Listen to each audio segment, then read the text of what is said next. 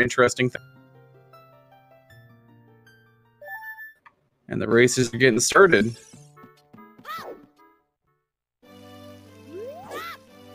So I'll also be tracking here, at least the beginning. So I'll do my best to try to make sure I don't miss anything, but if I do, feel free to, shout me out. Both talking and trying to, keep track of what's going on and all that stuff is, it can be a little bit difficult.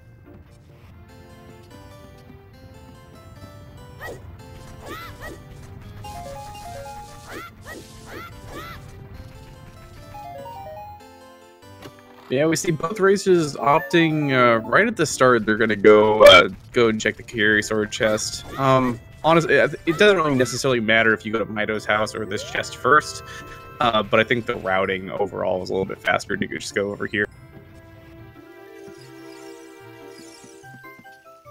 Also, if you've never seen any races in this tournament, one of the rules that they have turned on is that chest sizes match the contents of what's inside.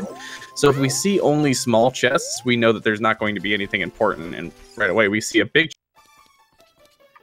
And there's our first strength upgrade. Strength upgrade is a great item to get super early on, because it opens up a number of things that you don't necessarily think of, and it also makes sure that the routing later on is a little more fluid.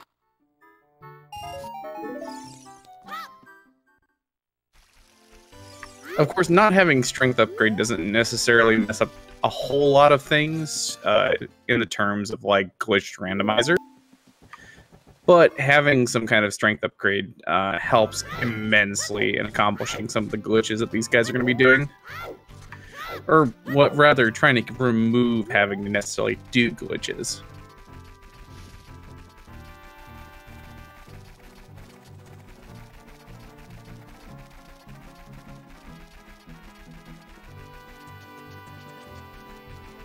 Yeah, right away we see a small kind of route diversion. Glitchymon's going to go and do the standard opening that you would see in Accessible, whereas Azder is going straight for Hyrule Castle.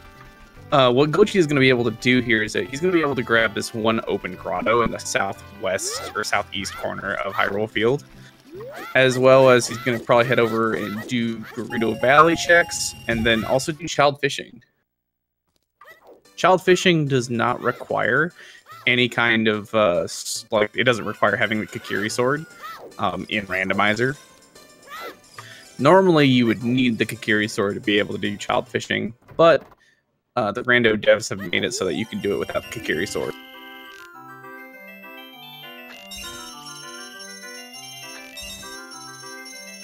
So I'll have to see that if Glitchy manages to find anything on his trek here around Hyrule Field. He's going to end up going through Gerudo Valley, and then he's going to take the owl back and probably meet up with Azder in Hyrule Castle.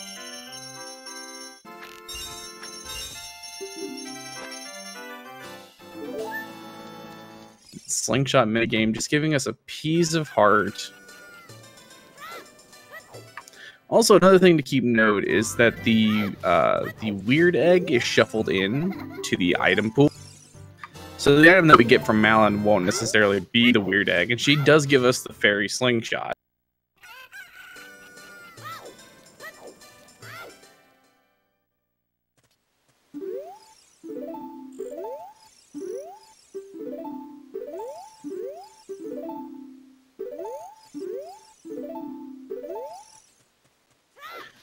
Oh, but Glitchy finds the boomerang in Gerudo Valley.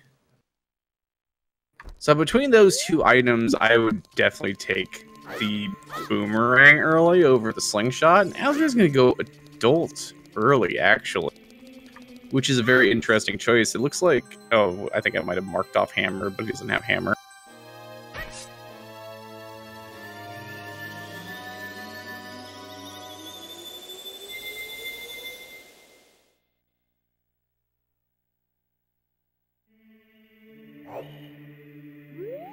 Ooh, and the silver scale, so a very loaded Gerudo Valley.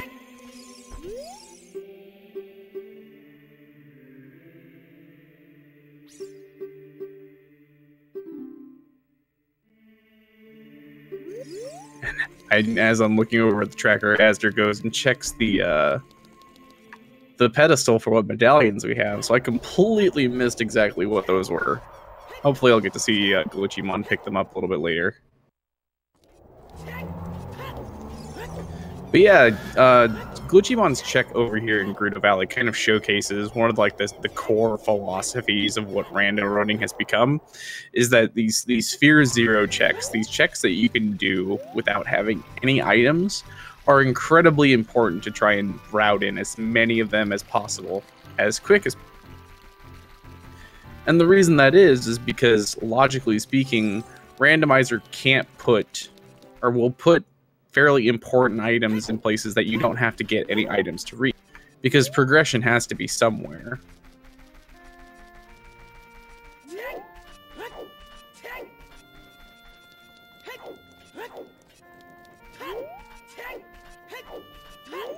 And so a lot of weight is put on these checks that you don't need items to pick up. And so you see that Gerudo Valley has you don't need any items to get the checks in Gerudo Valley.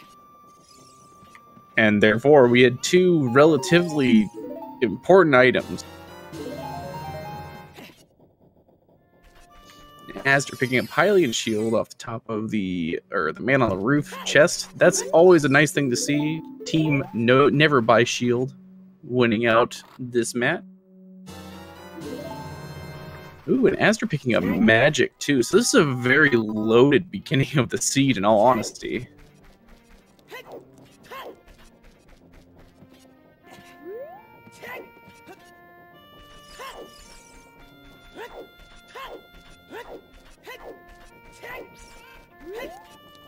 Yeah, I mean, between our two runners, we have like 4 or 5 progression items right off the bat. We'll see what the song that we get from the Song of Storms check is going to be.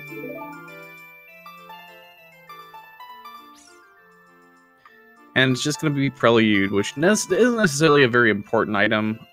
If Azder chooses to go back to being a child, that's going to play in pretty big, because now he can warp back to Temple of Time basically whenever he wants to, which makes this early Kakariko check a lot more valuable. And it may be that going adult a little bit early and checking a few things and then going immediately back to child is an important thing. I know I've talked with different rando runners in this tournament about this, and one of the main worries about going adult early is that you get stuck there, right? Like, you can do so many things as adult Link when you have glitches at your hand. In accessible, you usually get locked out pretty fast, and you go back to being a child to go check all these other things.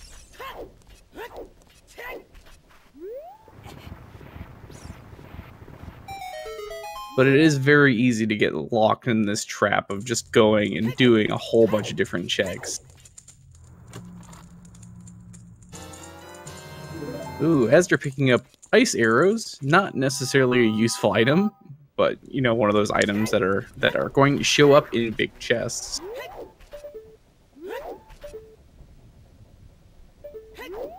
Yeah, so far Azder has magic, and he's got strength upgrade, so he could definitely go hit up Dodongo's Cavern, clear a good portion of that dungeon before having to leave.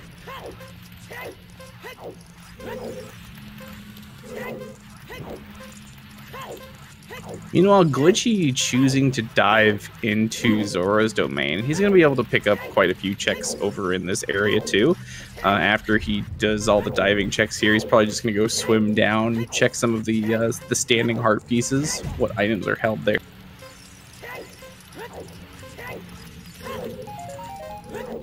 Because again, Silver Scale is going to give us logical progression, or logical access to this entire area over here.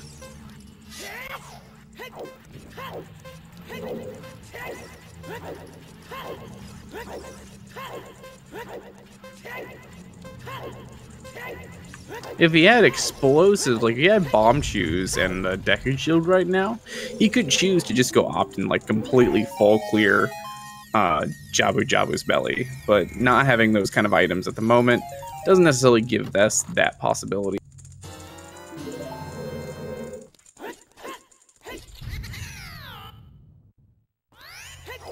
And Koji jumps off from the waterfall, I think realizes that, you know, he still needed to go do the torch run. So he's gonna kind of do this walk of shame back up there.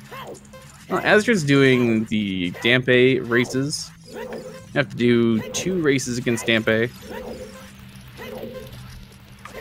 Ideally, we get something important from him, but it's not necessarily like anyone would skip Dampe unless we found a hint that, you know, Graveyard was barren or something like that.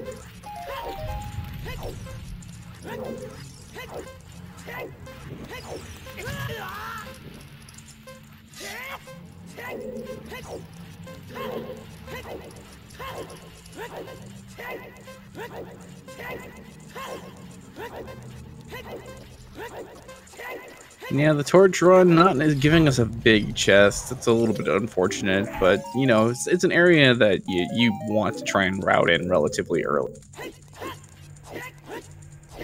Especially when you get Silver Scale early like Glitchy did.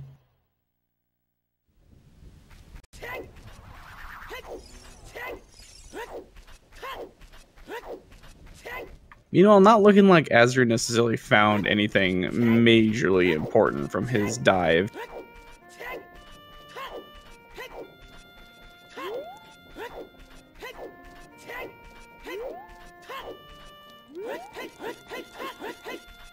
Okay, and we get a hint that Sheik, the song that you get from turning in Force Medallion is going to be Bolero Fire. Not necessarily a huge, you know, check for us, but still nice to know. Not 100% sure at the moment. I missed what the check was that tells us what dungeon we need to do to get the green coin. But considering that it's Bolero Fire, I think neither of these runners aren't going to be too rushed to go get that early on.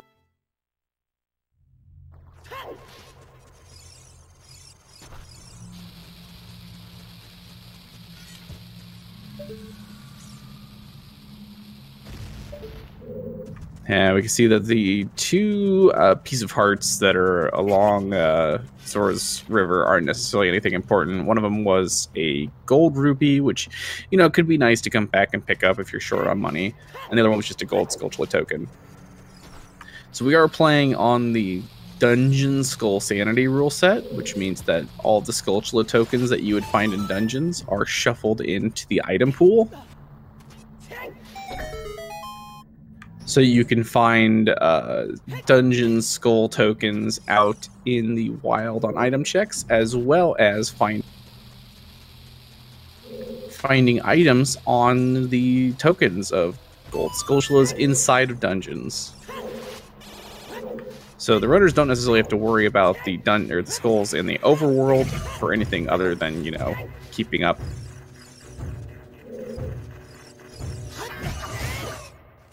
And we see Ocarina of Time, the song that we get from turning in the 3 spiritual stones is going to be the Sun Song.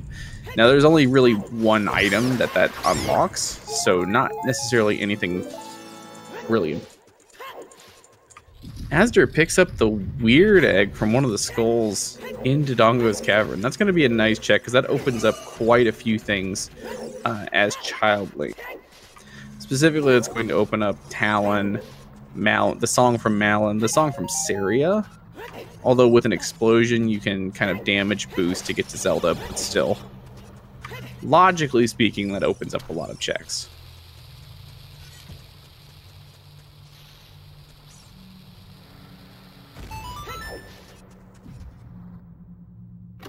While Glitchy looking like he's going to stay Child, and he's going to go do a full clear here of Deku Tree.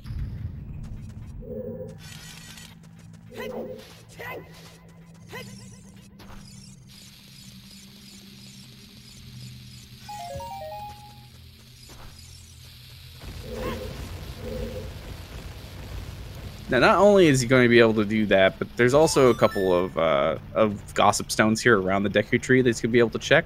Gossip Stones are really important in the current, I suppose, meta of Randomizer, because they let you know very important locations that you should visit, as well as hopefully a couple locations that you don't necessarily have to visit before you actually go do it. So if he gets a hint, say that Lost Woods is barren or on the way of the hero, he knows that he can either not go through there or try and route that in as soon as possible.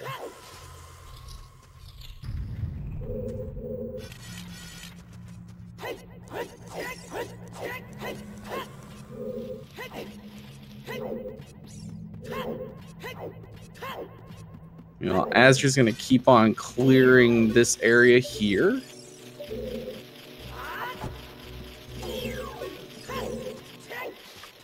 He misses the Skulltula and decides that he's not going to really care about that right now. Hopefully it's not anything important, and if it is, he'll remember to come back.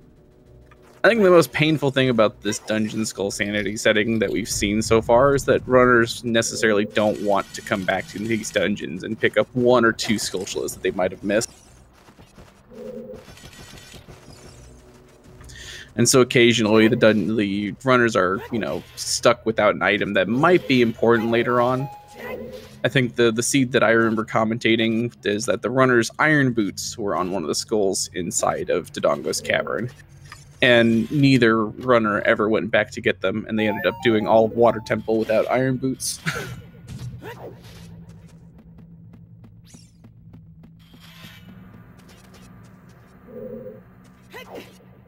Yeah, Glitchy's going to have a very easy time here with Deku Tree. We know that he could have Slingshot right now, so this entire area is very much in logic. As you're picking up Blue Fire into Dodongo's cavern, definitely a nice item to pick up early on. Make it so that when we make a trip to see King Zora, we're going to be able to unthaw him.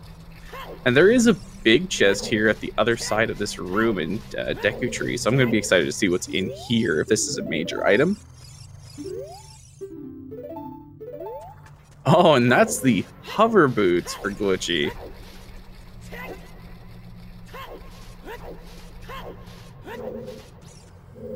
So besides hover boots opening up stuff in Shadow Temple, oh, and it's another big chest too, dang.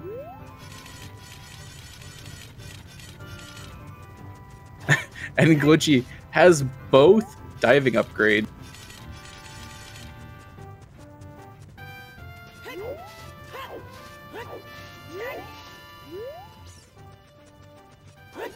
So like I was mentioning a little bit earlier, is that a lot of these runners are kind of valuing doing full clears of these child areas, because it's going to probably be a long time before Azder comes back here, or comes back to being a child.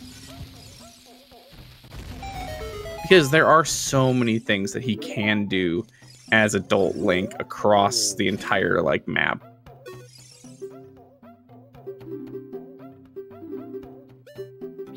Now, there is a possibility that gold scale isn't necessarily important, but it's very likely that hover boots are going to be a crucial item to beating the seed. Maybe not so much, like, if you don't have to do Shadow Temple, it's whatever. But hover boots open up so many different glitches that the runners can do, whether it's super sliding or mega side hopping, all sorts of things.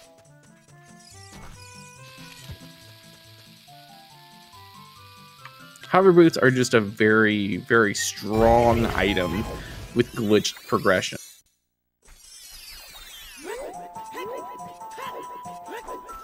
And so Glitchy picking that up early, assuming he finds early, explosives, he's going to be able to do a lot more things than Azder will necessarily be able to.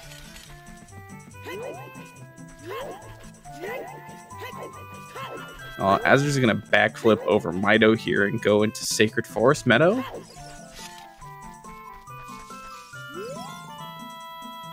And he's probably going to be looking here to do a glitchless setup to just kind of jump up on top of the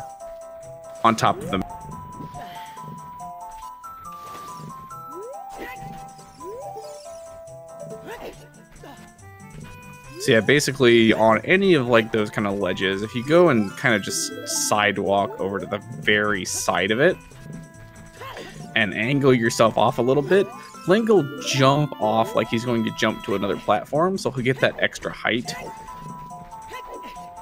And that way he can just kind of jump up and grab onto the top of the maze and skip having to go through all of these moblins.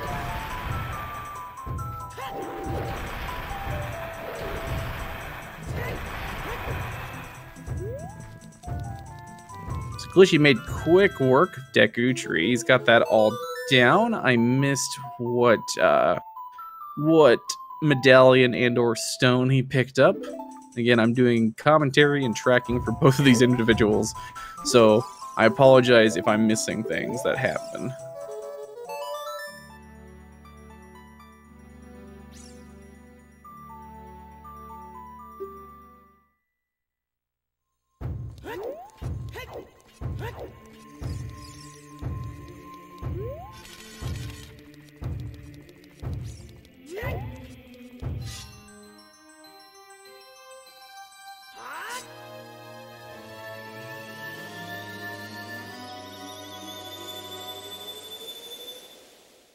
Which is a great time to mention that if anyone wants to volunteer to be a part of Speed Gaming's team here and, you know, help out with the tournament and whatnot, there is a link that periodically pops up in chat that I don't know the command for. So if you too want to, you know, have your sultry, dulcet tones be broadcasted over the airwaves of Twitch, or you want to be behind the scenes and help track, by all means, volunteer. It's a good time.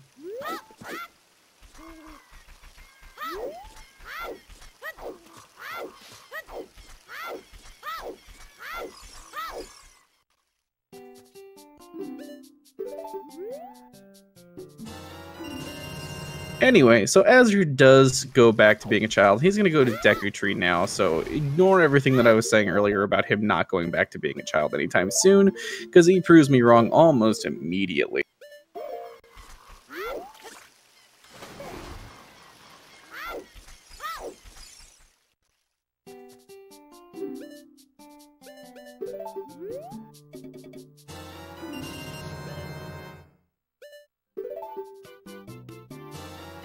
And because he did make that decision relatively early on, I think he might be in a better place than Glitchy is now, because he has the weird egg, so he's going to be able to go back to Hyrule Castle.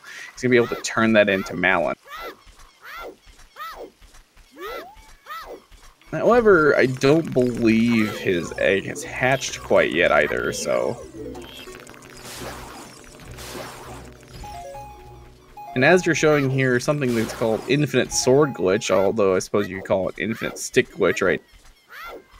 But basically, by interrupting a crouch stab with a text box or with another action, say like picking up a bomb, you basically keep the flag for that your stick or your sword is swinging infinitely.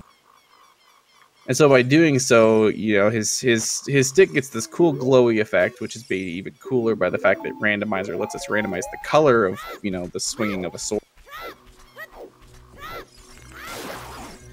Lets him just kind of roll through or go flying past all of these Deku Babas and kill them without breaking his stick. So he's able to kind of farm sticks without necessarily having to, you know, have a sword or farm the rupees to buy the stick.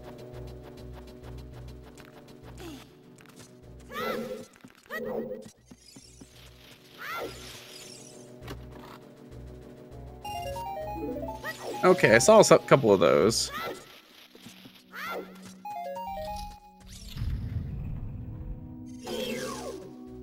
Light medallions at Forest. Forest is at Jabu Jabu.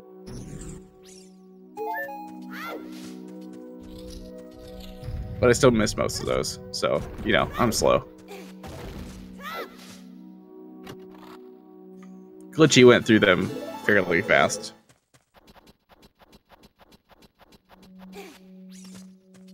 Anywho, Azder's gonna make his way through the Deku Tree, pick up a lot of the same items that we saw Glitchy pick up not too long ago.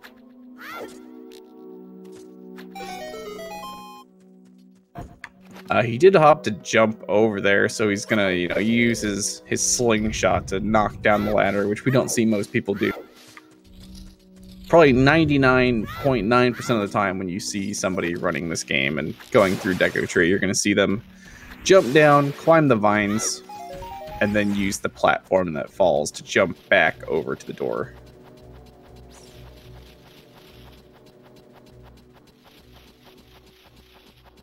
And Glitchy buying Hylian Shield here in Kakiri Village, or not Kakiri, Kakariko Village. My little bit brain farted. He's going to be super disappointed here in a little while when he finds out that, you know, there's a Hylian Shield in this grotto that's like, well, actually, no, right there.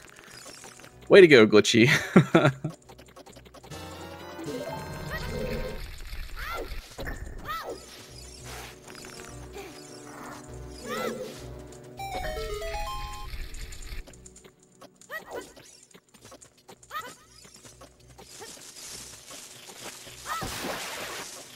So that's an oof, but what can you do, right? You don't know that that item's gonna pop. Of course we know, but, you know.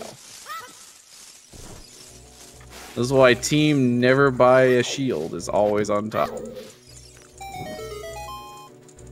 Just to wait for the seed to give you a shield. Forehead.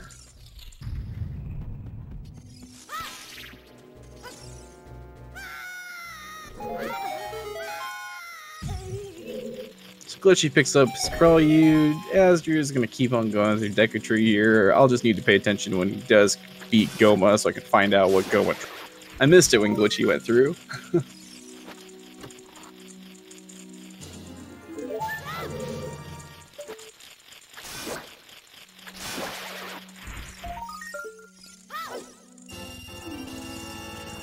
Now the real question is, after this, Azder... if he doesn't go to Gerudo Valley, which he should, in all honesty, he should go to Gerudo Valley after he completes Deku. But if he doesn't, then Glitchy will have a bit of a lead over him, because Gerudo Valley does have Boomerang, and it has another scale upgrade.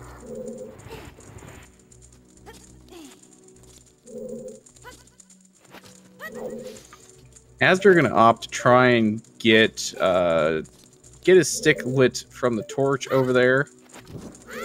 Does manage to pull it off the second time. There's a lot of different ways that you can get your stick lit up there. One of the most popular ways is by using flame storage. You can also do a backflip, but the backflip and jump slash is like frame perfect, or I think it might be 2 frames. Basically, by doing a jump slash after backflipping onto the torch, your stick will pass through the torch, and then it'll get it lit up so you can just burn the web that way.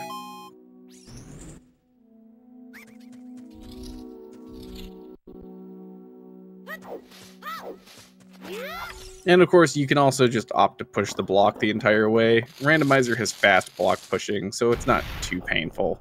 But like I said, there's a million different ways to, you know, light a torch.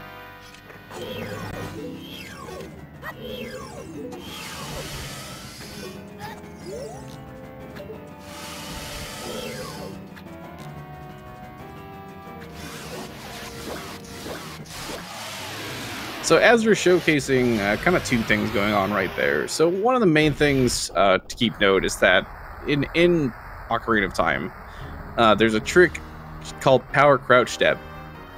Power crouch stabbing involves that for some reason they programmed it so that when you do a jump slash, or actually just in general, a crouch stab has the damage of your last swing of your sword or any weapon.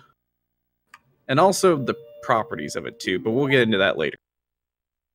So by jump slashing with the Deku stick, you make it so that Link's crouch stabs do 4 points of damage. Whereas normally one swing of the Kakiri sword does 1 point of damage, and a Kakiri sword jump slash does 2 points of damage. So with Infinite Sword Glitch involves crouch stabbing. So when your sword is swinging infinitely, it's doing crouch stab damage, which after he jump slashes with a stick, that does 4 points of damage, which makes it so that it just takes 3 hits to kill the stunned Goma after you knock her down.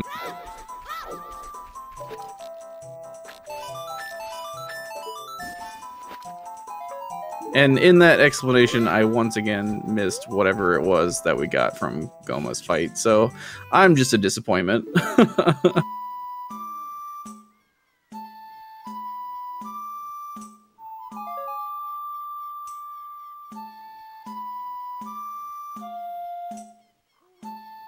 Oh, we got the Kokiri Emerald. Is that what you're referring to?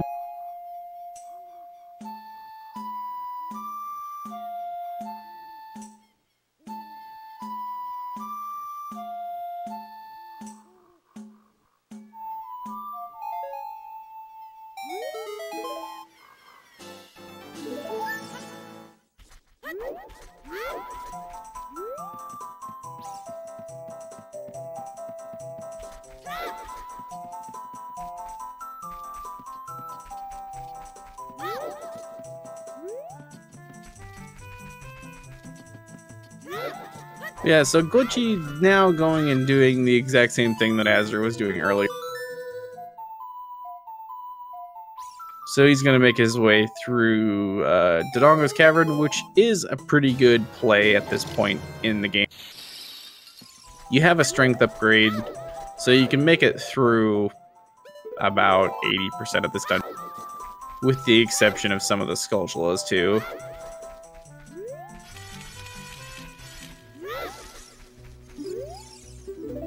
Yeah, and you only have to do the first 5 nodes, so the first round of the Skull Kids. Before you had to do a full round, but you still only had to do it 1 time, and they changed it so you even have to do less of that. But the Skull Kid songs are still 100% random, so, you know.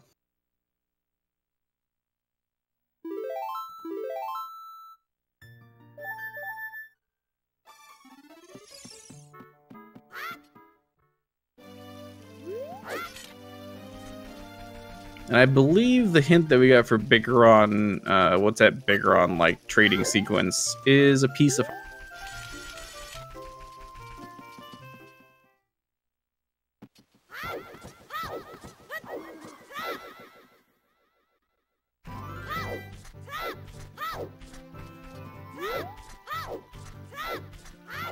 So Azder looks like he is going to go and do the checks around Hyrule Field now. So he is going to pick up his boomerang and a silver scale from over at Gerudo Valley. So he's going to be right there as far as item-wise goes with Glitchy.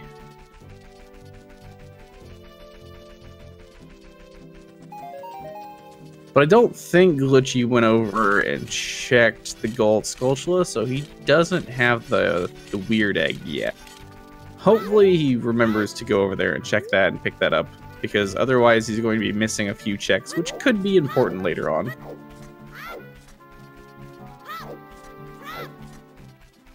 And yes, because there's a question from someone in chat, Owl, as well as just a lot of the cutscenes in general for the game, are all removed to try and make things faster. As well as fast text is an option, so that's nice.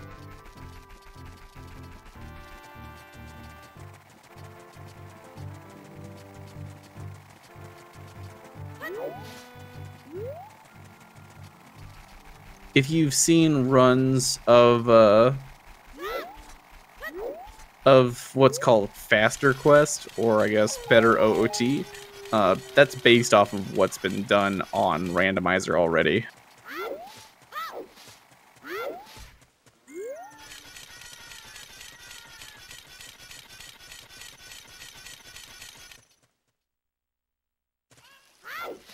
There's a couple of owls that are kept in, the ones that you can use to kind of warp around. So the owl that's at the top of Death Mountain, as well as the owl that's at Hyrule, or Lake Hyrule. Those are still around in the game. So Glitchy does use a little trick there. So by rolling into a wall and pressing C up on a specific frame, you're kind of able to look inside of the wall. And so he uses that, and he sees that there's a big chest in there, so that's going to be an important thing to come back to when they have Explosive. Or, I suppose, Megaton Hammer.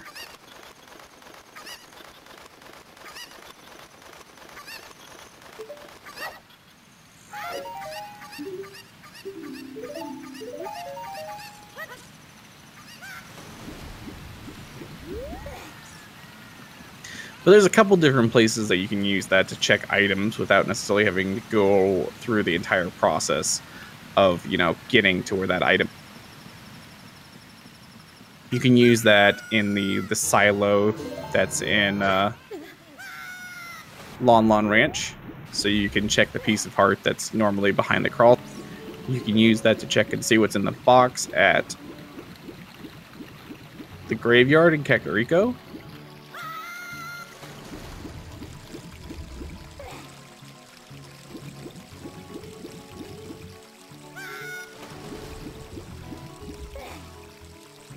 And I don't believe there is any magic on the tracker, although you can see magic bars on both of the players.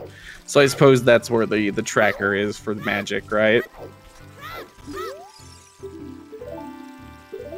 So once again, Glitch is going to kind of show here. You can, you know, kind of look inside of that bombable wall and see that it's just a small chest. So makes a mental note that he doesn't necessarily have to come back and do that ever.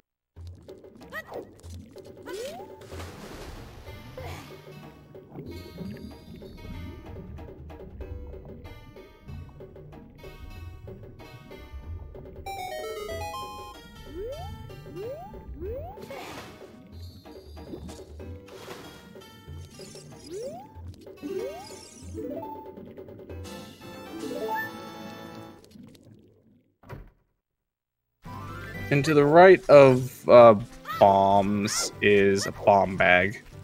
And there's also a seed bag next to that for the slingshot. Glitchymon picking up an ice trap, unfortunately, from the kid. I think we saw Azder pick that up not too long ago, too, but even funnier the second time.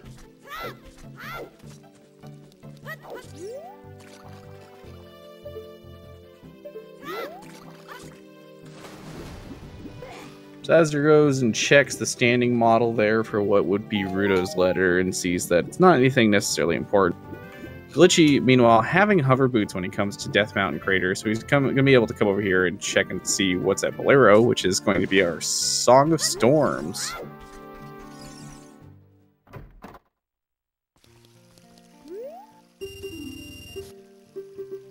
Now, both of our runners can kind of just glitch their way into bottom of the well, but there are still 2 grottos with items in them that you need Song of Storms to be able to get into. There's really no other way to glitch into those grottos.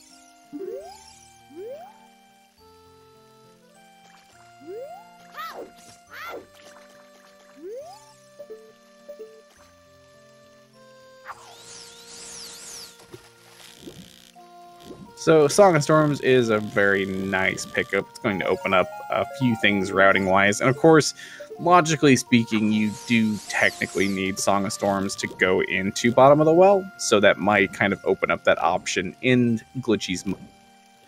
Because one of the important things to note is that while this tournament is being done with glitches, you don't need glitches to finish the seed. In fact, the seed is still programmed with glitchless logic.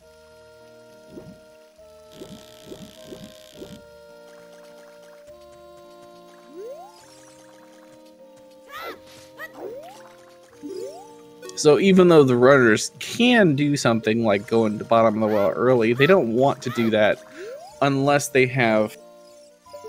Oh, Glitchy uses another trick there to just kind of see what's in that little alcove in the wall. So yeah, like I said, there's so many different uses for that trick in all sorts of different places.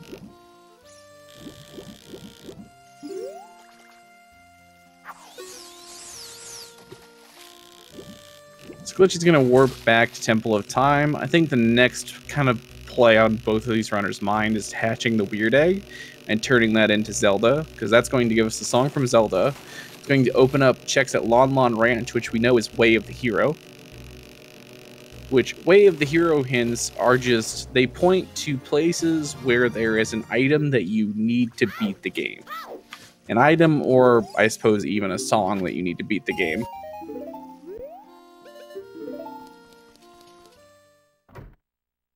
So both these runners are going to be chilled here for a while because there's 3 songs that we can get as well as a number of different items. And Glitchy comes back to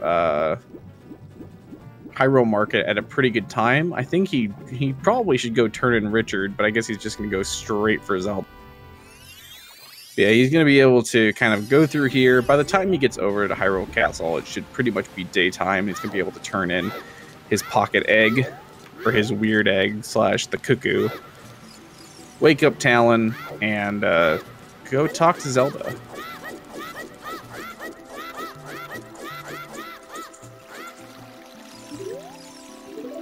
And Glitchy's going to do a setup here for a little seam walk. So with an angle that you get from targeting the wall there and doing a side hop into a side roll, you manage to get the right angle that you need to just kind of walk up that seam. And it's a very tight angle. One, you need a specific angle, and two, you need to be in a specific position to be able to walk up that. So that lets you get over there a little bit faster, assuming that you do it in good time.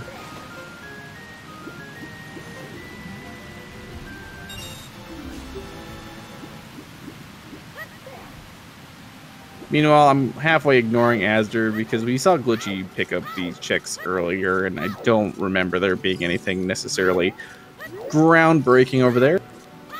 Whereas Glitchy's doing something that we haven't seen yet, so...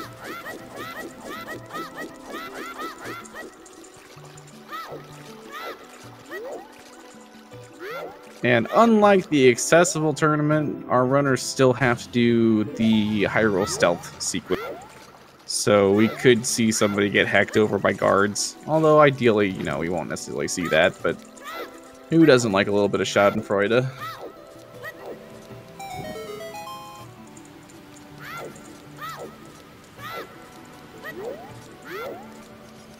Glitchy getting a little bit of a mean guard cycle there, having to wait for, you know, good solid 10 seconds.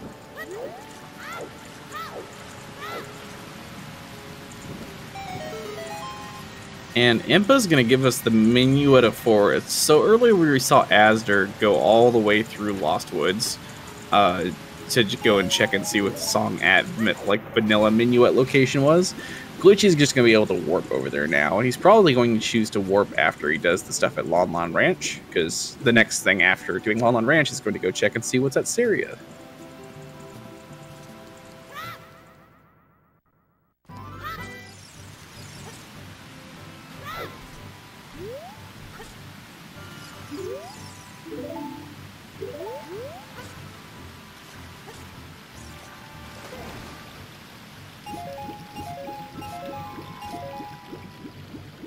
The cool thing about Talon's chicken... Oh, that chicken just...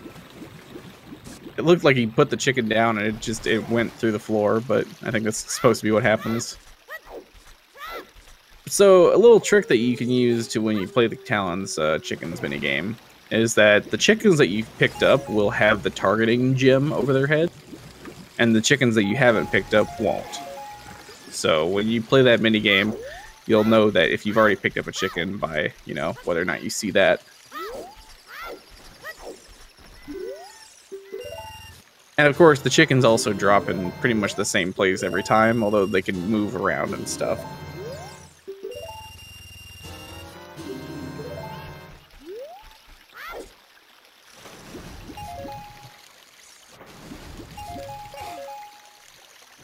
So we do know that Lon Lon Ranch is a Way of the Hero hint. And the song that we're getting from Malon right now is Requiem of Spirit, which means that could be our Way of the Hero hint.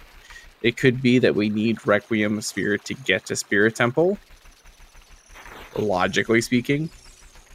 It could be because we need to go plant the bean at the Colossus, or it could be that we need to do Childside Spirit Temple.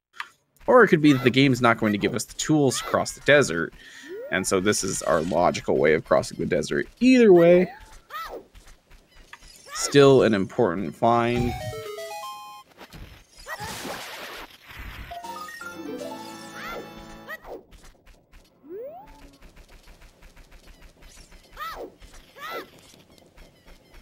So Glitchy once again showing off that, so he doesn't have to necessarily crawl through the crawl space to go check and see what the item there.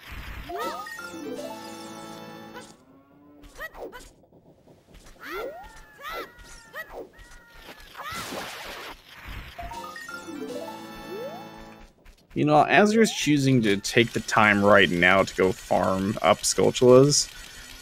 We will, there are guaranteed to be 2 hints each for what's at 30, 40, and 50 skulls. And there could be a hint for 20, but that's random on the seed.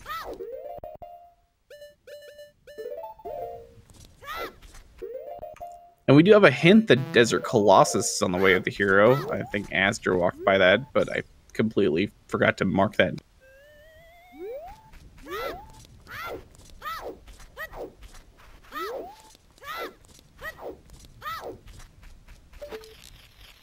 So if I'm glitchy right now, I would think that I should get a bean before I go and warp over to Desert Colossus.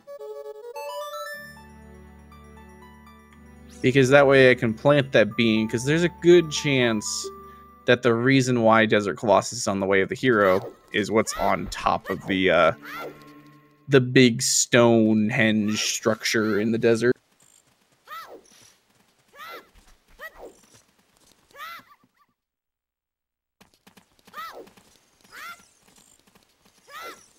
By the way, these seeds have a very specific hint distribution. If you've never played Rando on the accessible rule set, or if you have but you necessarily haven't noticed what's on these hints, there are a number of hints and they're guaranteed to be a certain distribution of hints. So we're going to have 4 Way of the Hero hints, each with 2 copies. And Way of the Hero is just items that are, or locations that may have important items. Although it could be bait items, but you never know. There's going to be 2 barren locations, so items or places that won't have any important items. There's going to be always hints for 30, 40, 50 skulls, bigger on trade quest, frog songs or frogs 2, and what's that Ocarina of Time. And then there's also 4 more hints that are considered good locations. Which it could be things like what's in the toilet check at Gerudo Training Grounds. But so it's very important to keep track of what hints you get throughout a seed. And also how many of each hint that you get. Because if you get like 3 hints that say that Lon Lon Ranch is on the way of the hero, then that means 2 of your 4 Way of the Hero hints are for Lon Lon Ranch, which means there's guaranteed to be 2 items there. But that's not the case for this seed. I'm just using that as an example.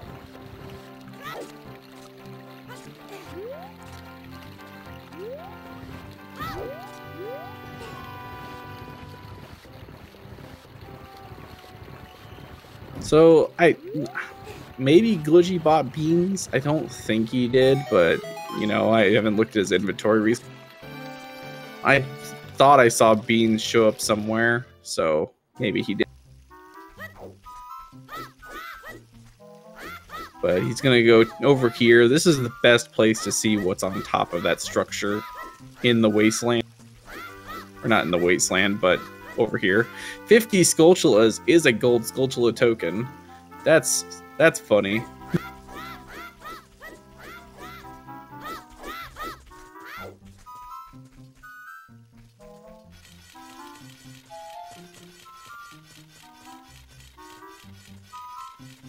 Oh, and this is going to be why.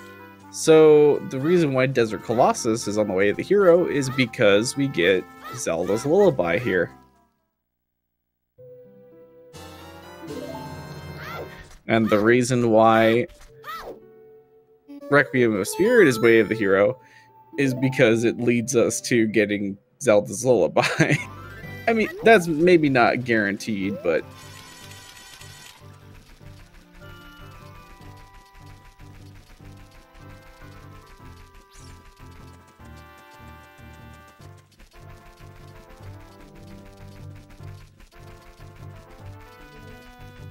But still, this is a very good early start for the seed. There have been a couple of small bottlenecks, but with ZL now, that's going to open up quite a few things.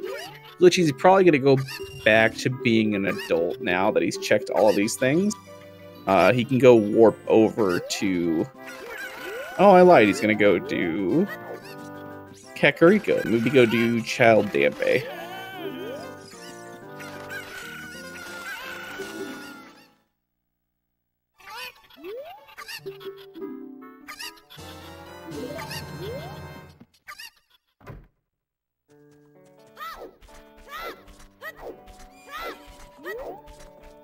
And that is true as well with having ZL. That opens up a lot more in bottom of the well for us to do. He is picking up a cuckoo, so it does look like he is going to do a dive into bottom of the well. It looks like he's going to do it the glitched way here. So in No I Am Wrong Warp, they use this method of getting into bottom of the well.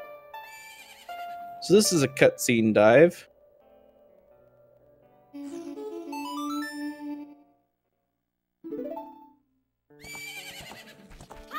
So by throwing 2 nuts at the cuckoo, he kind of starts the cutscene for when the cuckoo attacks Link. And during cutscenes, Link doesn't necessarily have any collision for things like water. At least if he falls into the water after the cutscene starts. So he sinks all the way to the bottom of the well. Doesn't have to lower the water at all. Saves a little bit of time.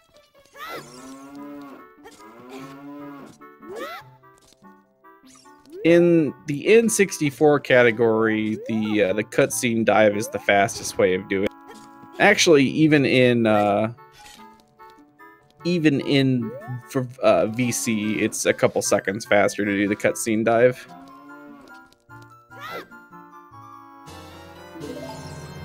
In categories like Hundo, where you have to do cuckoos, so you waste the time and you get the Navi timer to come up so that Navi pops up, then yeah, it's 100% faster to do Navi dive. But if you come straight into Kakariko and you go straight to the well, cutscene dive is the fastest way. And we have a big chest here at the bottom of the well. After playing ZL, we get Mirror Shield.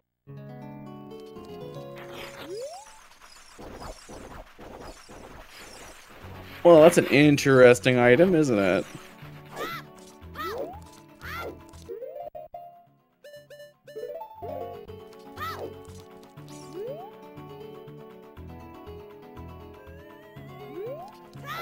And the reason why Glitchy did the cutscene dive is because he knows that he can probably check most of the locations here on this trip.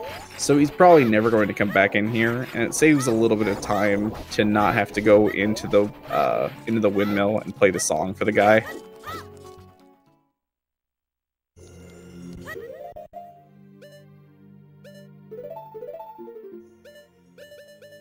Now there is one chest down here that I think will, well, actually maybe 2 chests that'll be a little bit difficult to get to. Oh, and that's Lens in that's a French vanilla lens.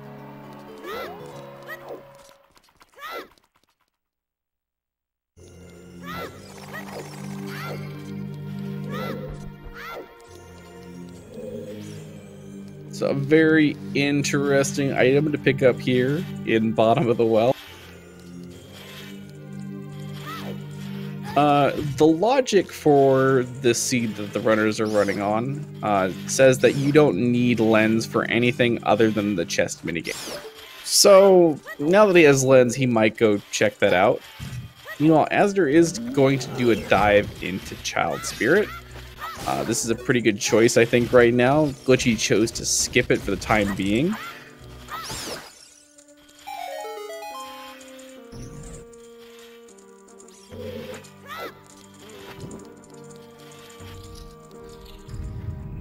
And Glitchy actually opting to just reset out of bottom of the well, I guess.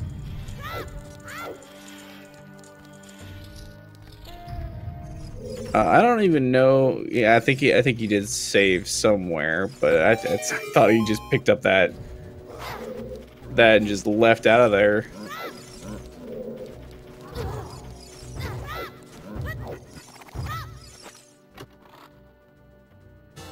Oh, and Asder's low health music is the sound of bongo bongo beating on the drum.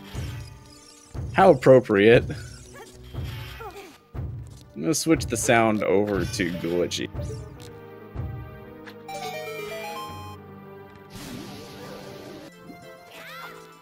Meanwhile, Glitchy doing a trick. I forgot the water was lowered.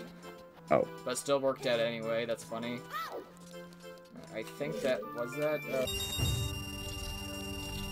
Glitchy's talking, so switch off of him. Oh, I could use a co-commentator, but you know. Anywho, Glitchy doing a trick there called blank A. So by trying to enter the crawl space and throwing a nut or two instead, you get this weird glitch called blank A, which has a couple of weird uses. It's such a strange glitch. But it basically like messes up Link's collision, so he can kind of just clip straight through the wall there and clip into the water. And from there you can get into the bombable area where bomb chews normally are, which is what you would see in a run of No I Am Wrong Warp. And it's a version 1.0 exclusive glitch. Ooh, Rudo's letter in bottom of the well, but he loses his shield. That's unfortunate.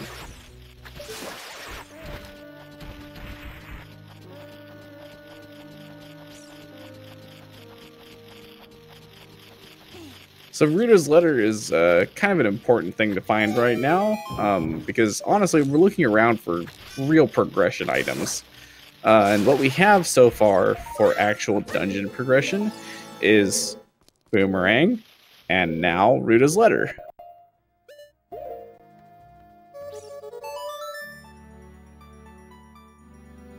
So that makes the trip over to Jabu Jabu a lot more obvious, I suppose, and hopefully in there we find something like a bomb bag or bomb chews. That'd be great.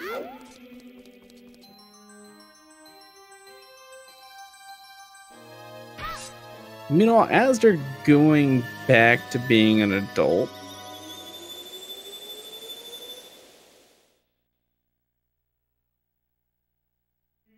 it'd be interesting to see what he chooses to do after this.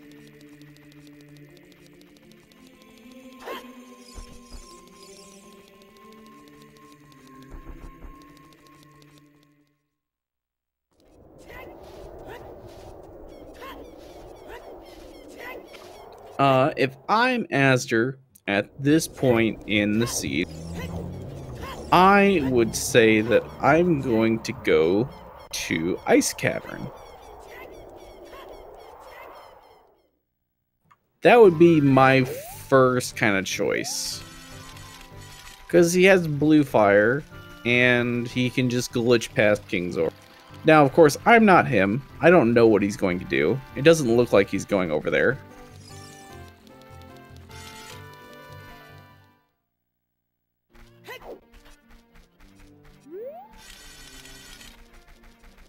Glitch is gonna go clear up some more child Kakariko checks here. Gonna go turn in what's at Cuckoo,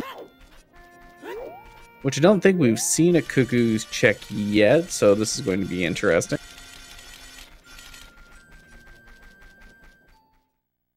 Oh, Alice just gonna go check and see what's at Composer's Grave. Oh, and he also planted his beans, so he's gonna go check to see what's over here. Oh, no, it was Din. Oh, no! It looked like Din's fire. You thought.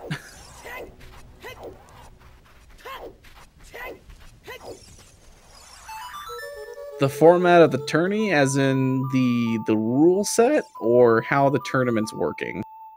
Like how the matches work and everything. Oh, okay. Yeah, you're talking about how the tournament's working.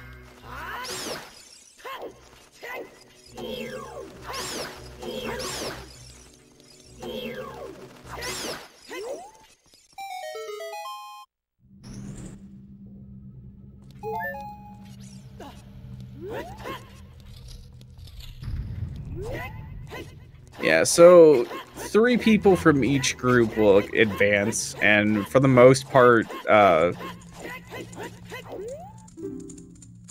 people who aren't advancing have already dropped out of the tournament.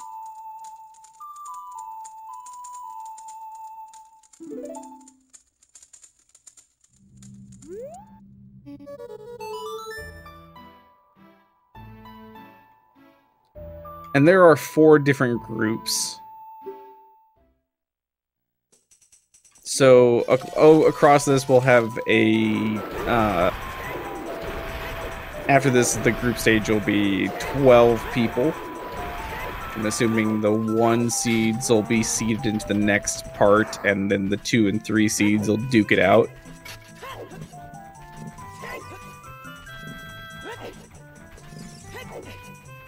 But yeah, I mean, some of the early matches of this tournament, I think a lot of people just realized this wasn't what they wanted it to be or what they thought it was going to be. But yeah, there were 2 groups that had 5 people, and then 2 groups that had 4 people.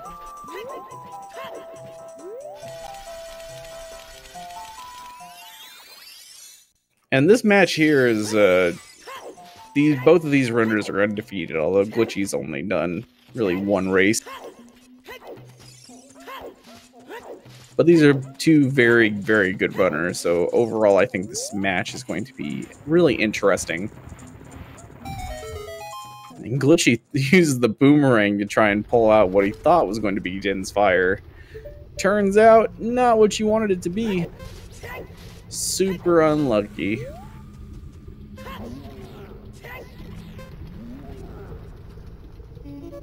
Glitched races aren't necessarily more complex. It's more the rule set that these runners have all agreed upon to race for the tournament makes this tournament a lot harder than, say, the accessible tournament that's going on from Zelda speedruns.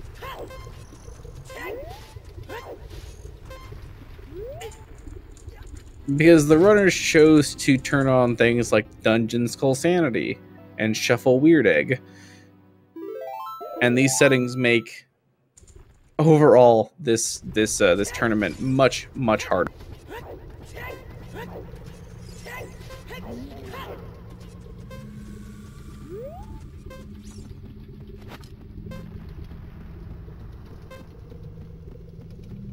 But Dungeon Skull Sanity, I think, is a good way to punish runners who try to go, or who try and skip too many things in dungeons. Because with glitches, you could skip 90% of a dungeon.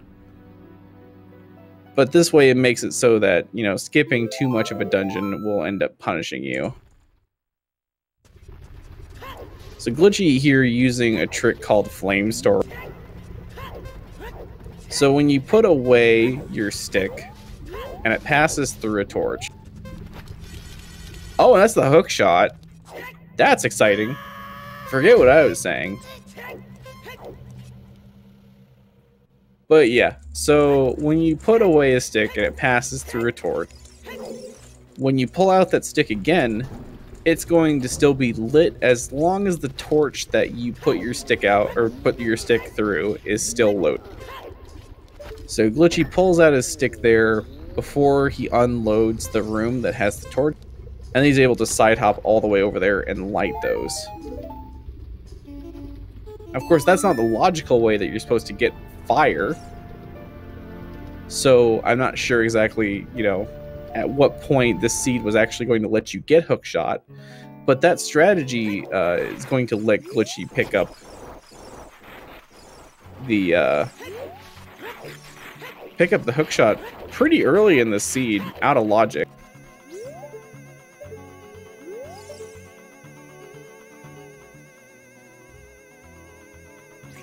And I do think both of these runners are playing on VC. I know Glitchy sometimes plays on N64, but I want to say I've seen him loaded up and I've seen the classic controller text, so I think he is still playing on VC.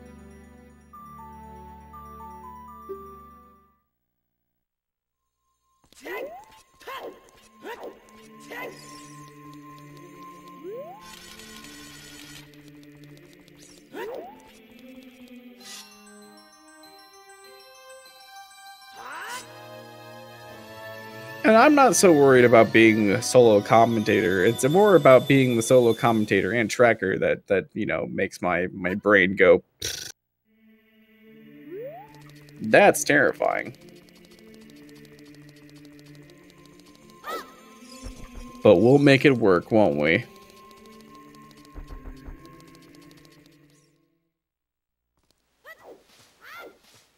Anywho, for this tournament, what we've seen most races, we've seen anywhere from about 2.5 hours finish time to like 5 or 6 hours even. Like I said, sometimes the dungeon skull sanity setting ends up coming back to haunt people. But yeah, if you see the runners pick up items and I don't have them marked down, like I can see that Glitchy does have Slingshot right.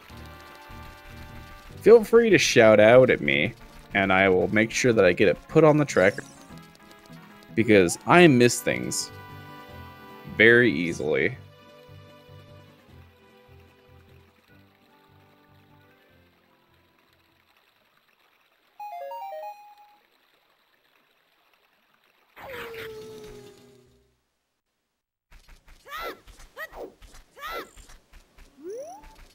Oh yeah, Azder probably does have Minuet because he's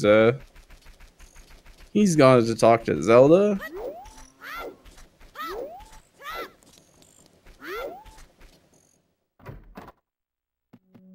Anyway, oh, and he also probably has Song of Storms too. I think he was in that neighborhood. So yeah, Glitchy does take the sign that he's got both Boomerang and Ruto's letter. So let's just go into Jabu Jabu. This is completely within logic right now. And Jabu can be a relatively fast dungeon too. With the added Skulltulas, it does make it so that there are a lot of checks in here.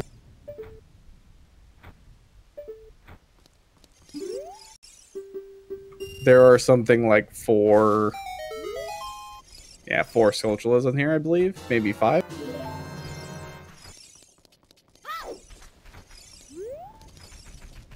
But we do know that Jabu Jabu does have our Forest Medallion, which is going to give us Bolaire.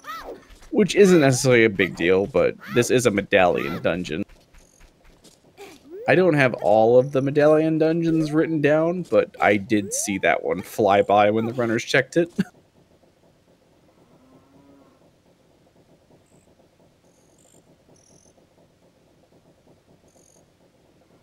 But yeah, so this is going to be our first real progression dungeon that our runners are going to be able to. Both runners have done Deku Tree, which was just the Kakiri Emerald, so nothing necessarily important.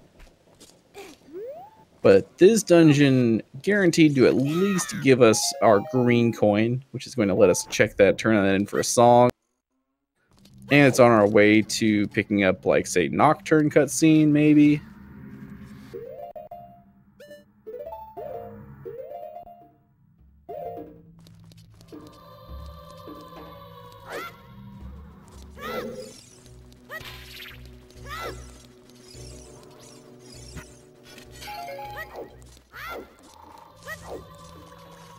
So Azder here, on his way through bottom of the well, he's going to go and check through here, and he's going to find the same things that Glitchy did. He doesn't necessarily have anything extra to make his trip through bottom of the well easier, but he is going to be able to find his Mirror Shield and his Ruto's letter in this dungeon. Got a little bit of tearing going on, but, you know.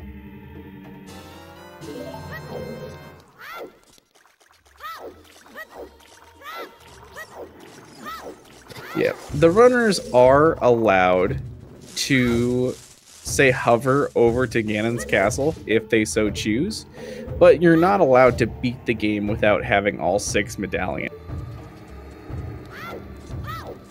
So even if they go into Ganon's castle, and Ganon's castle won't have anything really important in there, most of the time Ganon's castle does have a quiver and a bomb bag, because the game puts upgrades in Ganon's castle.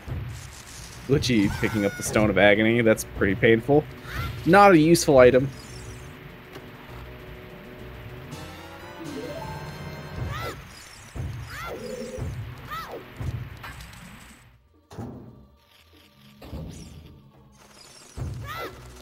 I was really hoping, I was getting excited because we see a big chest and we think it's going to be an important item.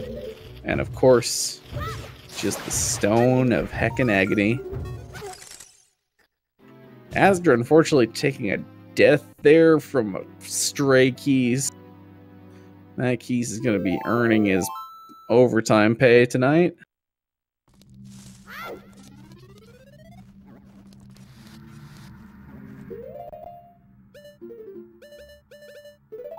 But he's still got a couple more checks in here, so he's gonna have to kind of soak up his pride and walk right on back in, look the beast straight in the mouth and say, "I'm not scared." Get right back up on that horse and try again, friend. Does get a heart refill though from the small chest. So one of the things with this chest size matches contents is that small chests are where your pieces of heart and some of your skull tokens are going to be. So a lot of the runners are going to end up wanting to pick those up anyway because they want more health, right? If you can play through the game with 3 hearts, sure, but that gives you very little room for mistake. And there are some glitches that these runners want to do that involve taking damage. So the more hearts that you have, the easier the game is going to be.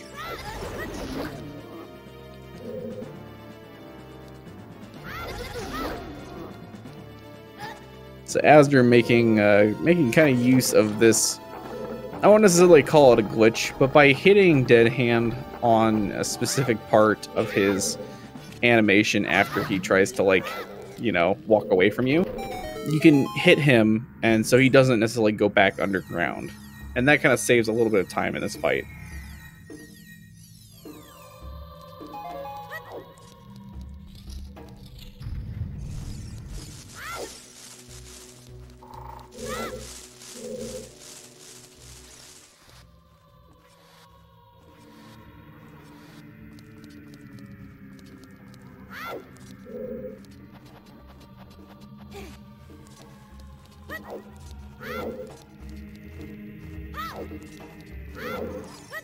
And thank you for letting me know what those medallions were. So Glitchy's got bow. That's exciting because that means that right after this dungeon, we're going to be able to go and do the entirety of Forest Town. We've got the hook shot, we've got a strength upgrade, and we've got our bow. So that'll make quick work.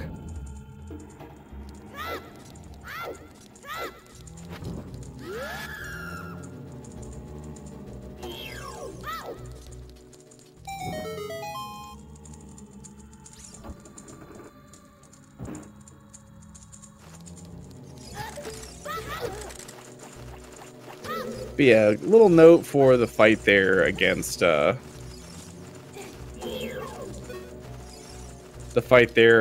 big Octo is that a Deku Stick jump slash 1 cycles him. So if you and normally the strategy for fighting him, at least the relatively fast and easy way, in my opinion, is that you let him hit, he'll turn around, you throw your boomerang at him, and then you stick jump slash him, and that's a quick fight. And Glitchy getting the 1-frame trick there, super easy. So by rolling off that switch, you have a very small window, a 1-frame window, pretty to roll into the door and open it before the vines come back down.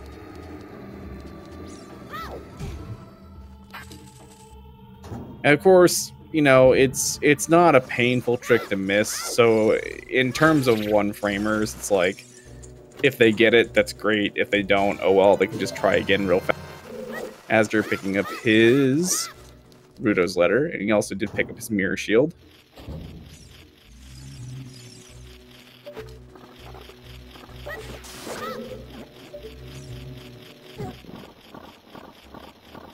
So the quick cycle here for Baronade, or at least the quickest cycle, is once you get those 3 things that are kind of holding him in place, you throw the boomerang while he's getting ready for his next cycle. And that way you stun all of his jellyfish while before they go out all the way, so you can just throw a nut and kill them all right. And then ideally you throw your boomerang again before the jellyfish go all the way out, because then he kind of becomes invulnerable to damage for a little while.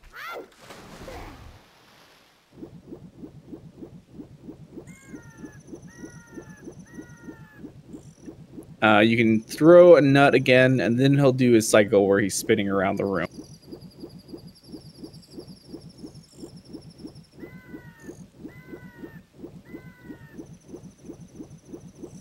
Oh yeah, you're right.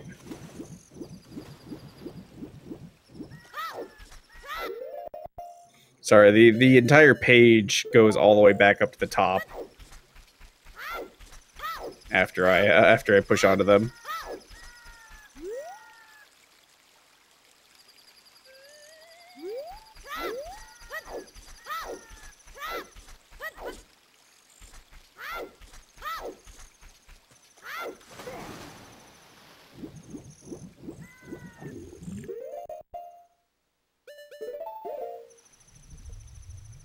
There we go.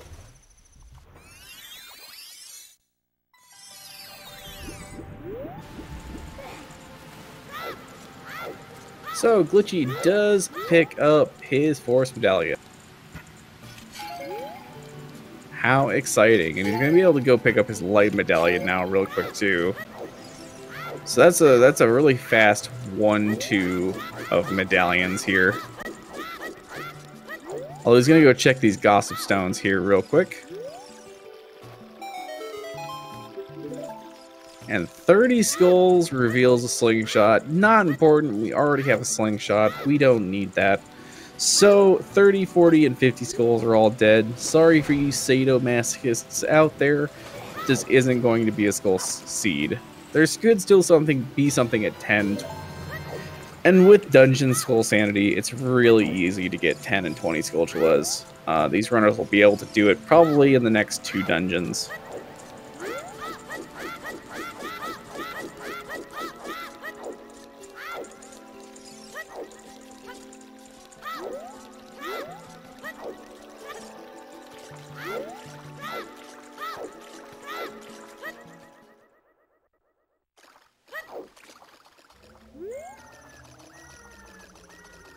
Oh, both are purple rupees. Cool. Excellent.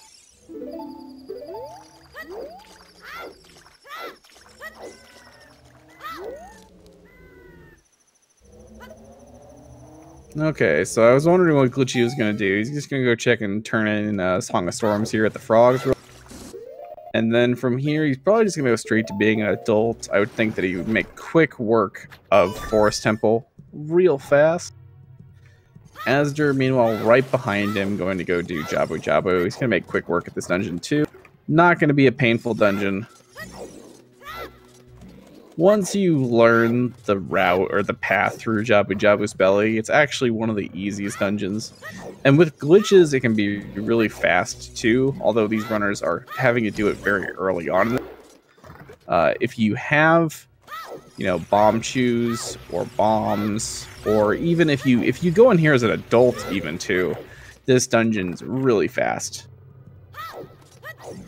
But unfortunately, they're having to do this dungeon pretty much vanilla.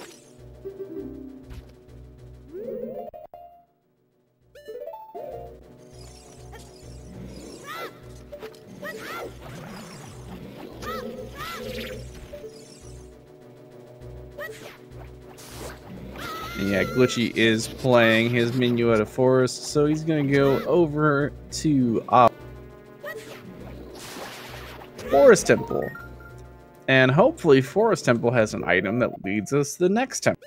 Otherwise, we're gonna go back into the good old rando hunt around cycle.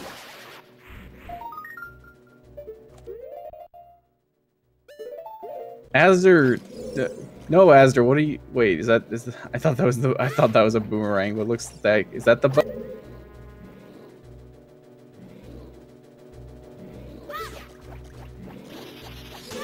Yeah, that's the bow. Okay, Azder picks that up.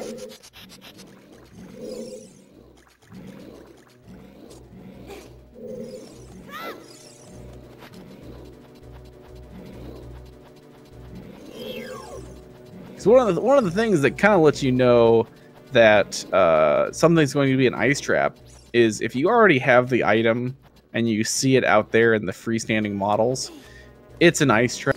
Which is why I was sitting there thinking that, you know, he was like, oh, look, the boomerang. Let me just use my boomerang to pick up the boomerang.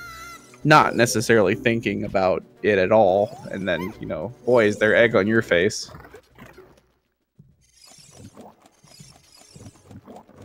Or also, if you find an item in a place that you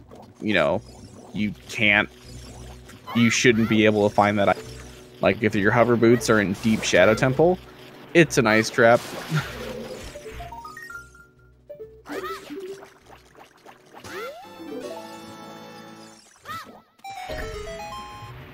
Although if you're playing this logicless, then forget everything that I'm saying because, you know, there's no logic. But if you use some logic, you can save yourself a couple of burns in the long run.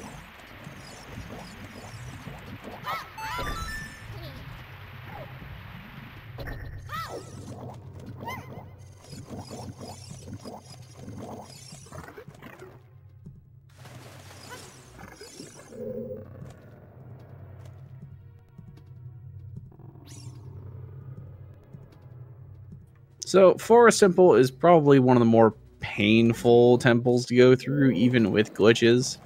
You can kind of skip straight to the boss, but if you're looking for items like these runners are, they're probably not going to skip this entire dungeon like they might do on other seeds.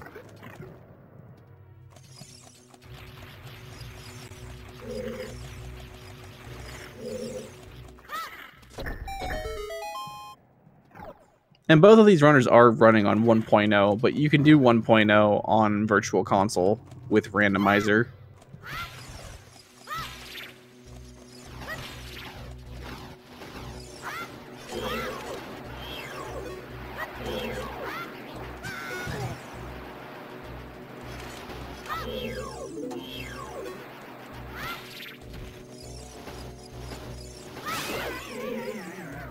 I guess we'll see what Glitchy does after he does this next room, because if he goes straight to the right, then we know he's going to go do the rest of the temple.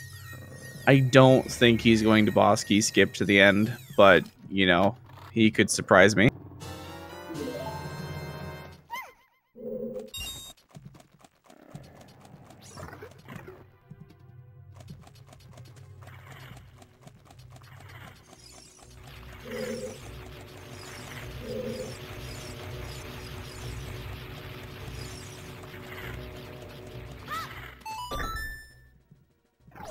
And that's one of the things that happens when you patch the WAD, is that you get some of the same things that are like some of the same textures and whatnot that would be on Virtual Console, but it's still a 1.0 ROM that's been patched over a WAD.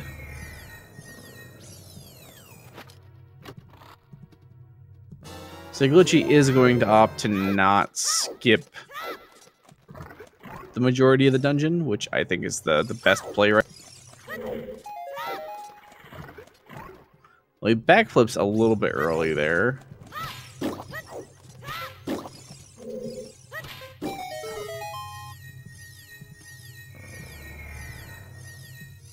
And what Glitchy just did there is in logic. If you have hover boots when you come to Forest Temple, but you don't have bow, then sometimes the randomizer will expect you to get over to that alcove there using hover boots.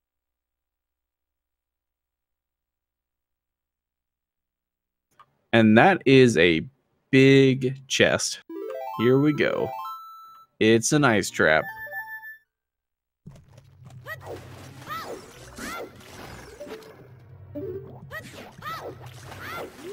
I feel like there's some joke here to be made about big chests being traps, but we're gonna be adults here, I suppose, and, you know, skip that in favor of more tasteful things.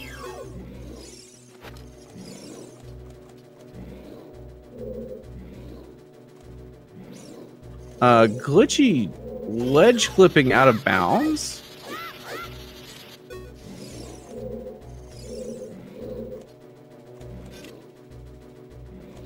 Oh, okay. He wants to get back up here.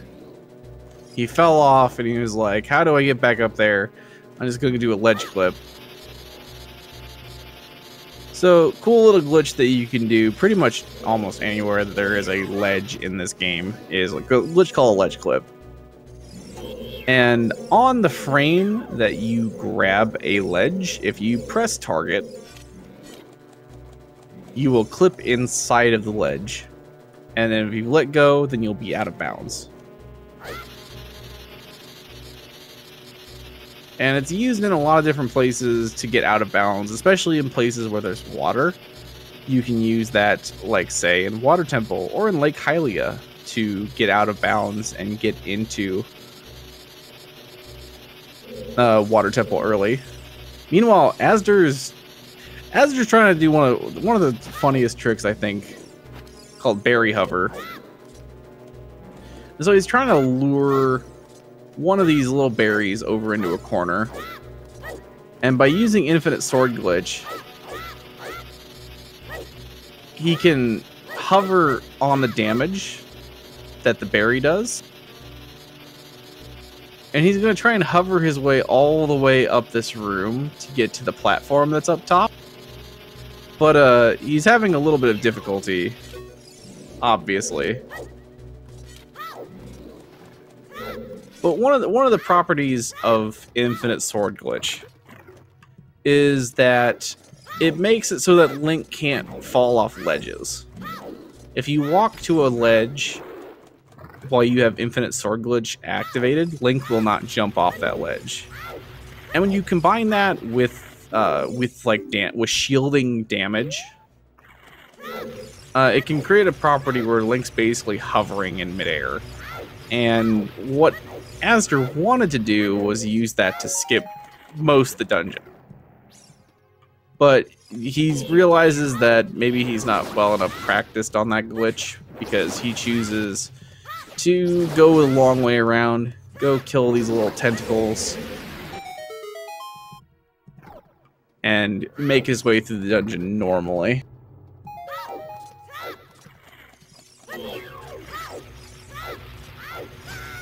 But basically, if you're doing Jabu Jabu glitched and you don't have explosives, that's the fastest way to get through the dungeon, is you go and get the boomerang, go back to that opening room, and you just berry hover your way over. But berries are weird because they shock Link. It's not like fighting, or like shielding an explosion or something like that.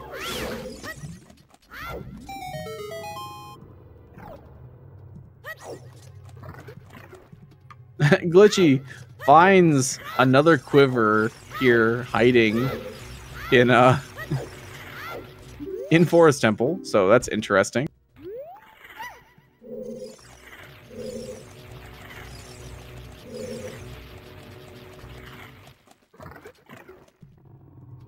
Not necessarily an awful thing, but not an item that we want right now.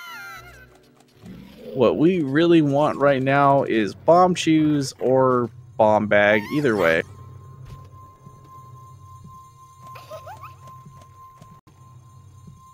Furoray's Wind, okay. Interesting.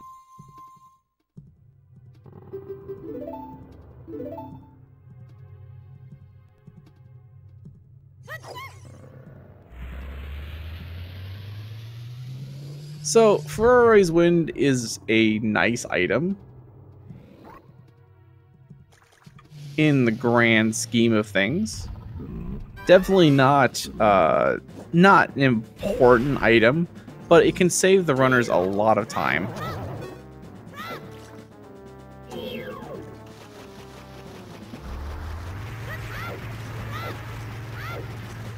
especially in Fire Temple. If you make a mistake in Fire Temple and fall down to like the bottom floor, you can use Forays Wind to get all the way back.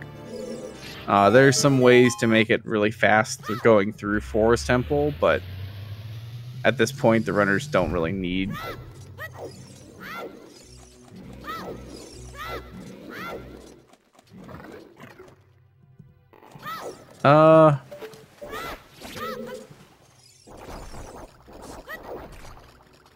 Okay, I think I know what Glitchy's kind of doing right now, but I don't know why.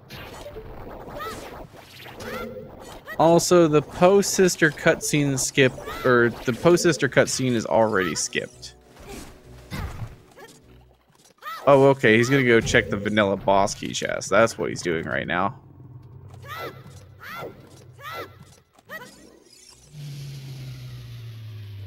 Which is a small chest. I'm just a little bit lost as to what Glitchy's kind of doing around here. He doesn't have to go and kill all the Poes. But if he skips straight to the boss, he's going to miss 2 checks. And both of those checks have to be items because he has 2 small keys right now.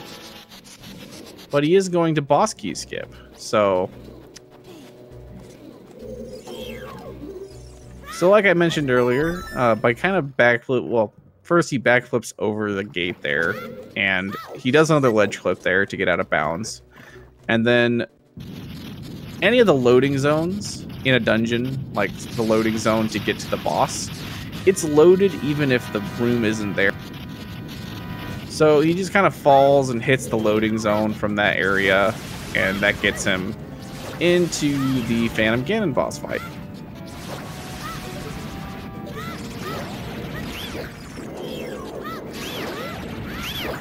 And pretty much most dungeons you can do this really easy in.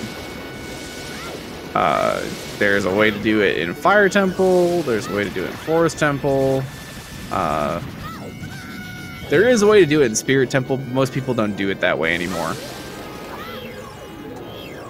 There's a way to do it in Shadow Temple, and then Water Temple, usually you just do a regular boss key skip.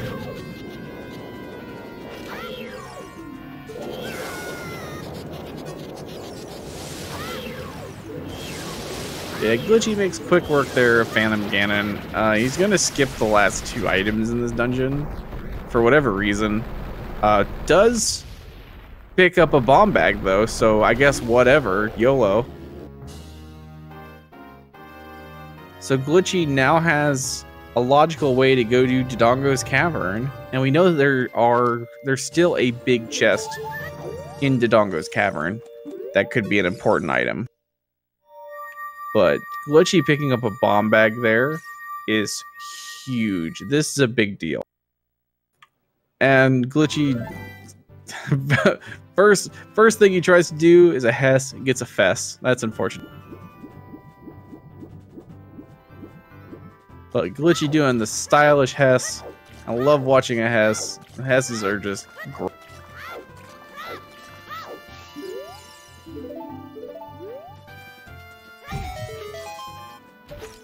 So if you've never seen an Ocarina of Time speedrun before, you might not know what this glitch here that Glitchy is doing is, but it's a glitch called a Hyper Extended Super Slide. And so, to explain exactly why it's called the way it is, we have to kind of like, you know, a Super Slide is basically, it happens when Link shields an explosion at the same time that he's picking up an item. And a Super Slide can only go in one direction, and that's straight across. So if you need to travel in one direction for a really long period of time, then you just use a normal Super Slide. Oh, and real quick here, Glitchy's gonna do a quick bomb hover here to skip having to do the Ingo race to get Epona. So by hovering, he gets the height that he needs to backflip over that fence. And then he backflips and hits the loading zone to exit Lon Lon Ranch. And if you exit Lon Lon Ranch over the fence, the game assumes that you're on Epona, and it gives you Epona. So he skips having to do the race against Ingo, which is nice.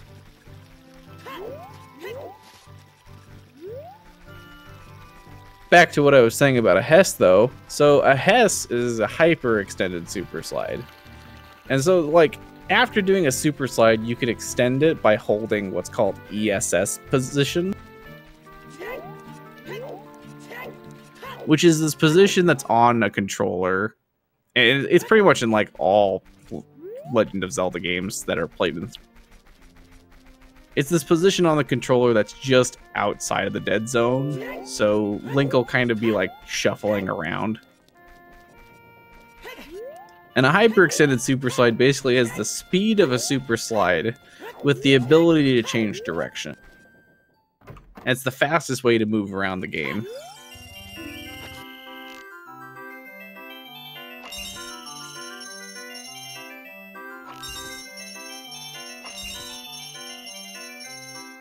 But it's a very difficult glitch to pull off without a lot of practice. Basically, you roll into a damage source, and on the second or third frames that Link starts to recoil from the damage, you press target and shield at the same time, and Link will, start doing a Hess.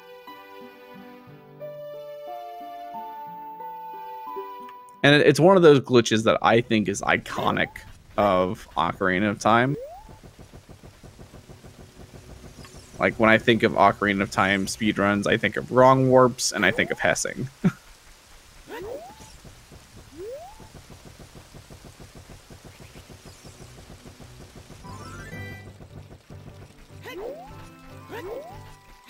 Glitchy getting the hint that bottom of the well is on the way of the hero. That's exciting.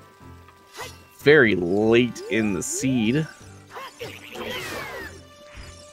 So now the only thing with Azder right now is Azder doesn't have hookshot. He has yet to pick up hookshot because he doesn't have a flame source.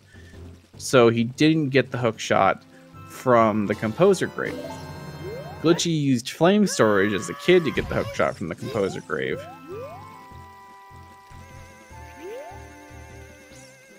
So Azder doesn't have the same option to go straight to Forest Temple like Glitchy did after doing Jabu Jabu. He's going to have to look around for a flame source, and then he's going to have to remember to go back to the Composer Grave, because that's where the hookshot's hiding.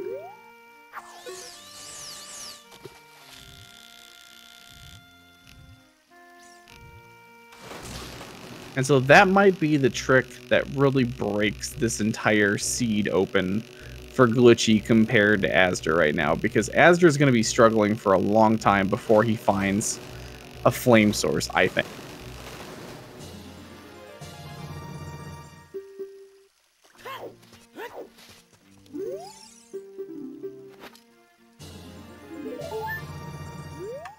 But where that flame source is hiding is... it's hard to say. It could be fire arrows, or it could be Din's fire.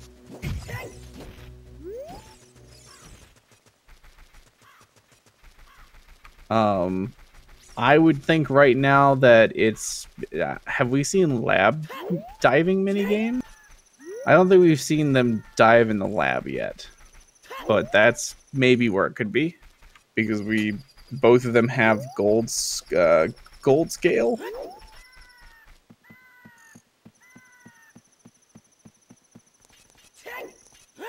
No, Azder did lap diving, so you didn't find anything there. Ice Cavern could be a good choice.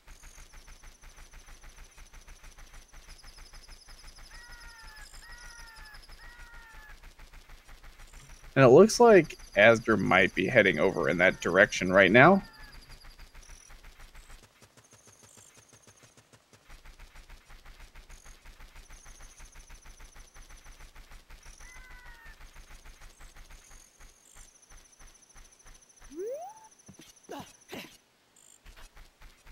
Or actually, Azder's heading over into Kakiri Forest. Maybe, no. Yeah, now it looks like he changed his angle, so it looks like he's actually going to go up Zoras River right now.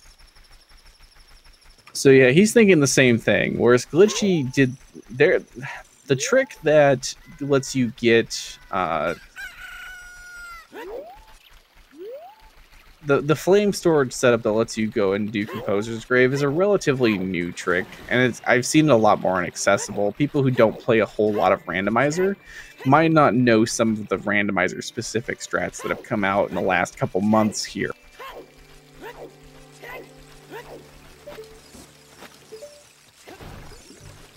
Whereas I know I've seen Glitchy do a lot of accessible races, and he participates a lot more in that tournament. I don't think I've seen azder do so much of it, so I think that experience and just pure knowledge of doing glitched randomizer might be what gets Glitchy the win here in this seed today, but we'll have to see.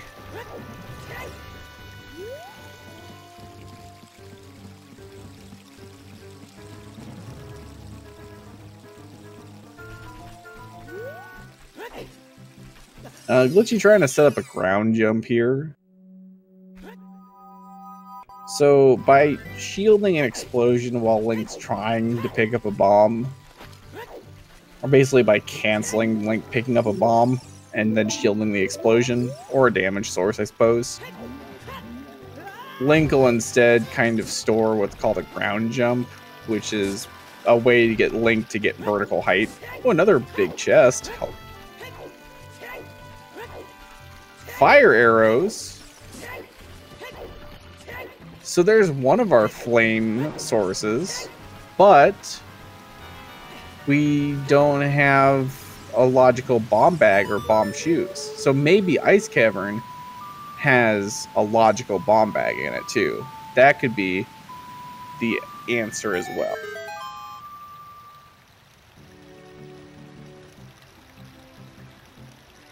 Or maybe even Hammer. Hammer would let us get over here too.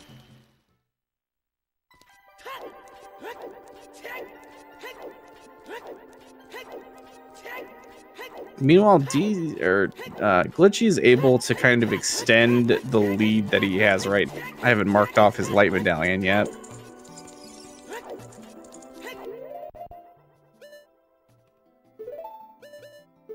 But Glitchy's got 4 medallions right now, so all he needs now is to do Shadow Temple and Fire Temple. And he could go do all of Shadow Temple right now if he wanted to. He has Hookshot, and he's got Hover Boots. Glitchy looking like he's going to take a quick bathroom break or something right here.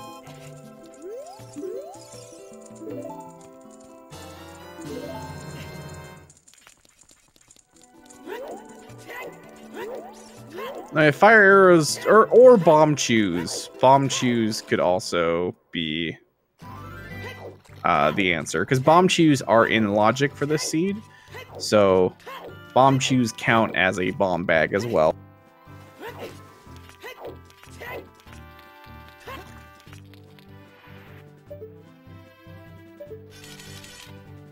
It's a hammer on the reward from... Oh, and Din's Fire. Hello?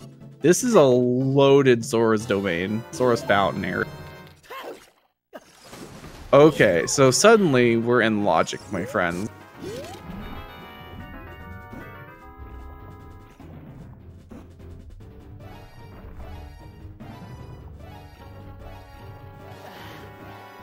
Suddenly, everything's in logic. So really, what Glitchy needs over here is really just the hammer. And once we have the hammer, we're in no mode, right? Where we have everything we need to complete the seed, except for light arrows.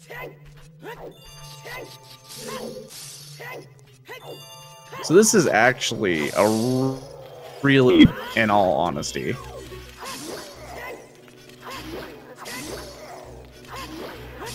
But yeah, azder's in the position now where he has to go back and do Composer's Grave. Now, the benefit he has, I suppose, in his favor is that he has to go and do Shadow Temple too. He doesn't have Nocturne, but we can glitch over into Shadow Temple anyway. We don't need Nocturne.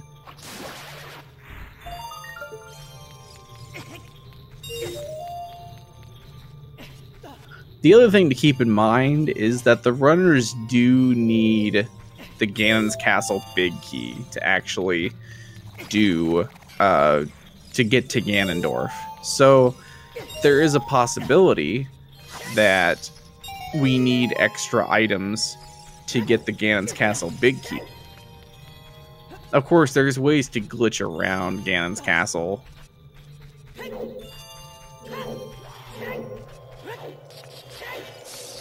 And really, the items that you'll find in a seed will pretty much help you get through Ganon's Castle with glitches. Painful as it might be.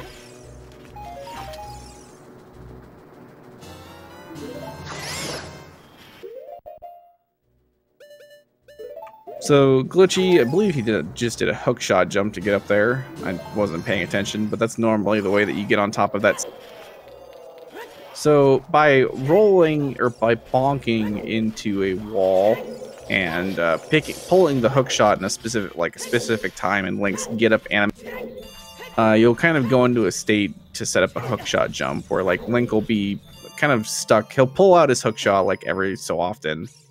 And on the third time, if you press hookshot on the first frame that the red dot pops up, Link will be shot up into the air, and you can use that to land on the seam.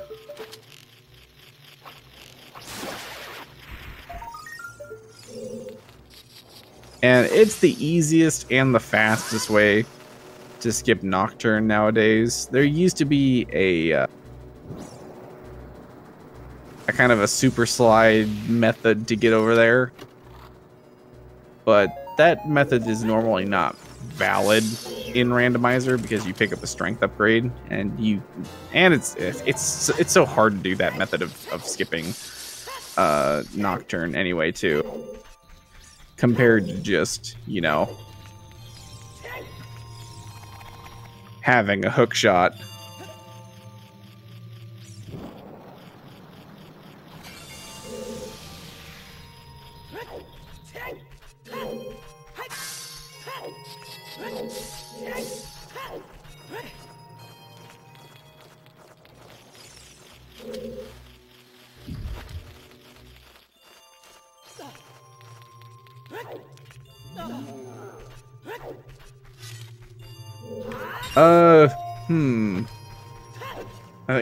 I think so. Glitchy's trying to boat skip right now. I don't think you can do boat skip without a big chest there, but Glitchy's gonna try and prove me wrong, I think. But this is a really cool glitch that lets you skip pretty much all of Shadow Temple.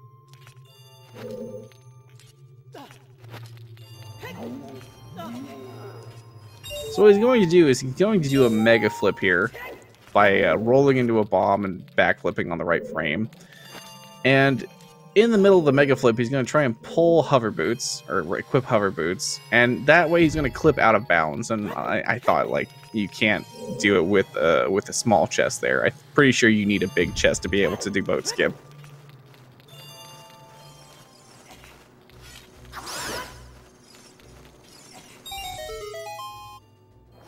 But yeah, it is a really cool glitch that basically lets you skip all of the temple. After you do that glitch, you'll be in the unloaded room right before Bongo Bongo, and then you can do another trick that lets you another ledge clip kind of trick that lets you clip into Bongo Bongo's boss room.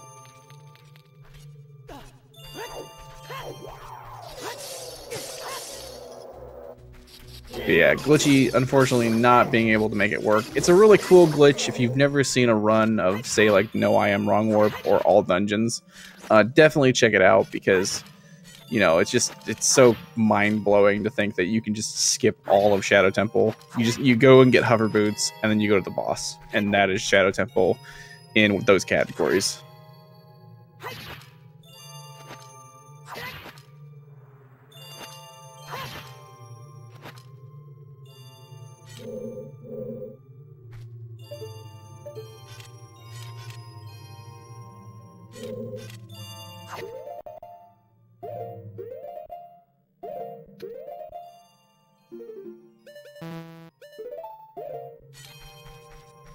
So as they're trying to use like a recoil kind of boost to clip past the red ice, because he doesn't want to go back and get blue. So by recoiling with a sword and equipping hover boots on pretty much the first frame that Link starts being propelled backward,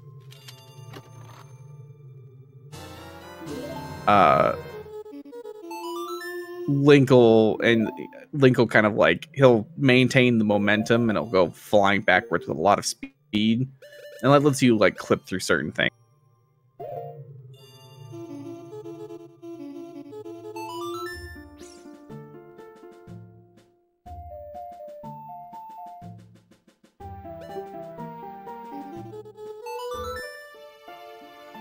So Azder had Hammer and he started playing Bolero and he decides against it and he's gonna play Serenade and go to Lake Hylia, I guess.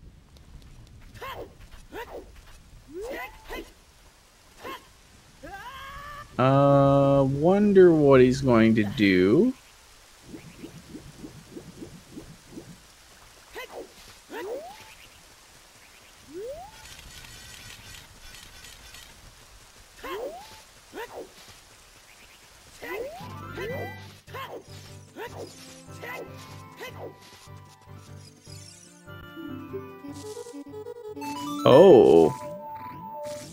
Oh, he needs Scarecrow Song. There we go. Because before he goes into Fire Temple, he wants to make sure he has that so he can go check the 2 skulls and the 1 chest that's up on top of Fire Temple.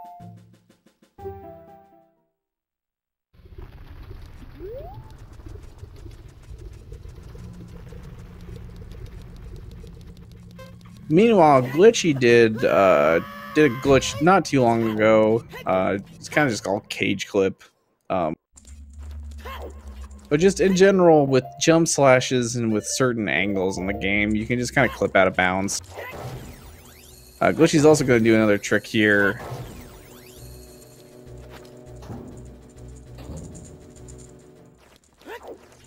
Well, he's going to try to.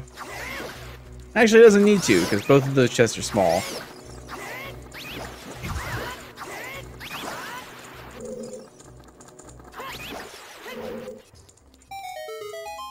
But normally, if you walk up to those kind of like those spike traps there in the wall,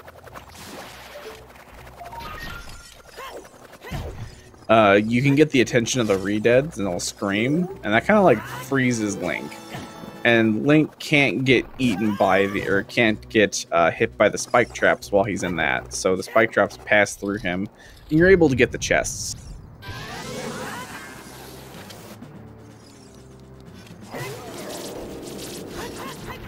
So if you're a no I am wrong warp runner who doesn't know how to do boat skip, that's the fastest way to get to the boss key chest in this dungeon, is to essentially cage clip down here, ride the boat, and then go get the boss key. Because you don't have Din's Fire, so you can't just, you know, flame up the spike traps.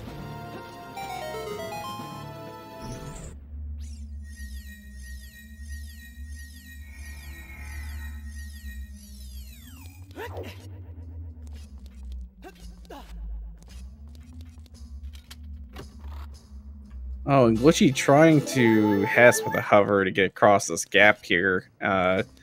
Falls just short because I guess the Hess ran out. Gets it the second time though. This time the speed kept through the entire Hess.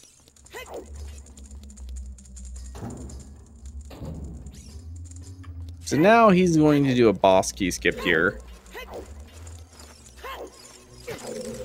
So he's going to start sidewalking here on a very specific frame in the bomb's explosion count.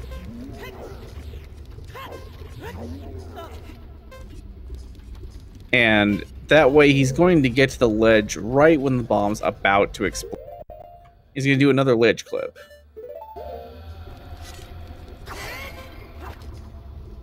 But he fails it, unfortunately. must be feeling pretty rusty. Sets for Rory's win just for the safety.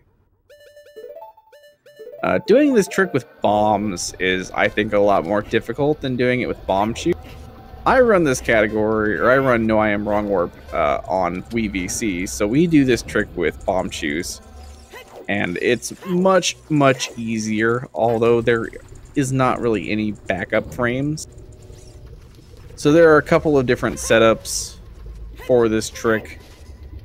Say if you start moving over on the wrong frame, gets it the second time, so nice on him. But yeah, basically you want to be grabbing the ledge on the frame where there's the big red bomb.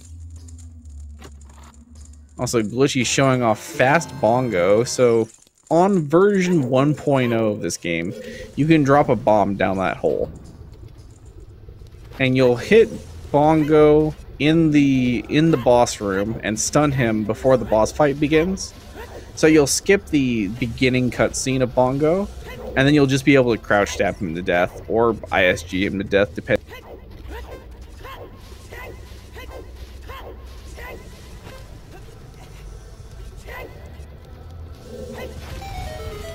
But yeah, you used to be able to see that strategy in Hundo before Hundo switched over to BC. Virtual Console runs on 1.2, although in Randomizer everybody runs on 1.0, so you're able to do that trick too if you wanted to.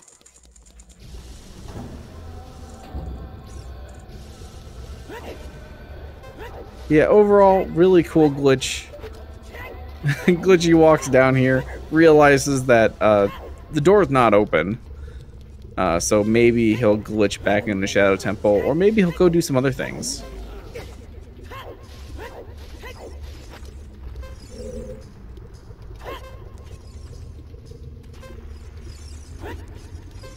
But yeah, the glitch for Quick Bongo is pretty easy. I mean, if you just drop a bomb down there, you'll stun Bongo, but then you have to know exactly where you need to stand to hit him too.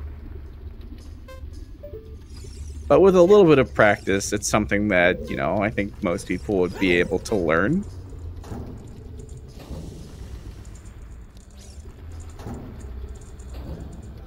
So the play that we need to see Glitchy do is to go to Water Temple. Or not Water Temple, Ice Cavern. The area outside of Ice Cavern, really. Actually, if Glitchy goes to King Zora right now, he will be in no mode. He'll be able to pretty much finish the rest of the seed, for the most part.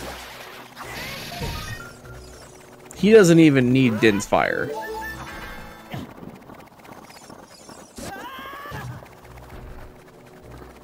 The play that Azder needs to make right now is he needs to go to Composer Grave after Fire Temple.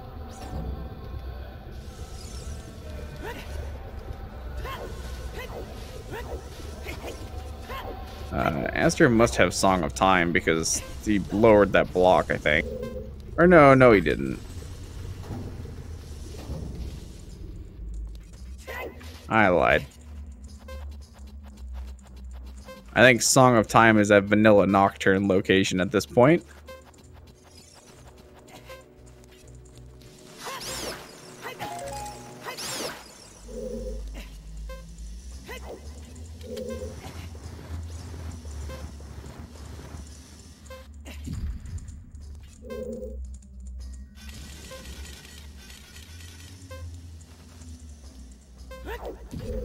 Yeah, he just glitches, or not gonna... I think that's even a glitchless strat, so he didn't really glitch his way anyway. Glitchy gonna go check and see what's on top of the lab. We've seen Azder check this. We know it's not necessarily any important things. I think it's a Skulltula token, if I remember right.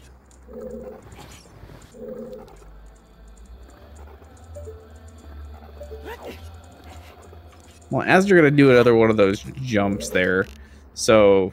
Again, you just kind of get to the very side, or the very edge of the ledge, look off the ledge in an angle a little bit, and then you can just kind of run forward and Link will jump off, but he'll still be mostly over the ledge.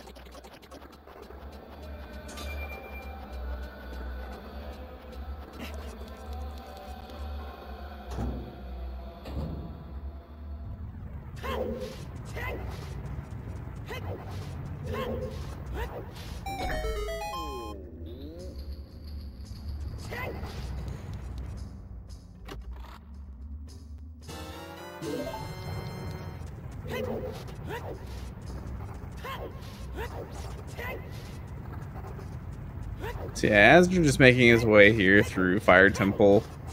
Meanwhile, I think Glitchy's gonna go clear up a couple more of the checks that he needs. Finds iron boots, so that's interesting.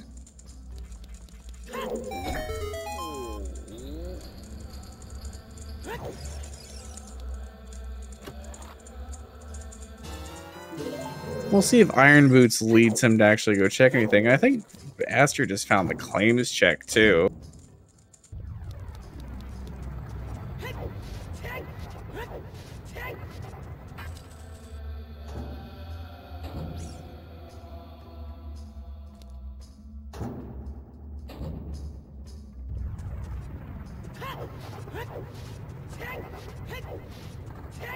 So the only bad thing about Azder right now is that he doesn't have hookshot. So there are 3 items in this dungeon that he's not going to be able to pick up, guaranteed.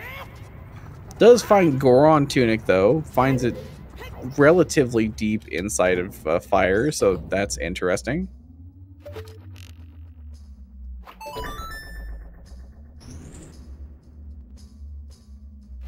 He's got a decent number of hearts right now, as well as a couple of empty bottles, so he's not necessarily too worried about his health at the moment. Finds the boss key, though, so he can just save warp and go fight Volvagia right now. And that'll get this dungeon out of the way. So boss key relatively early inside of Fire Temple.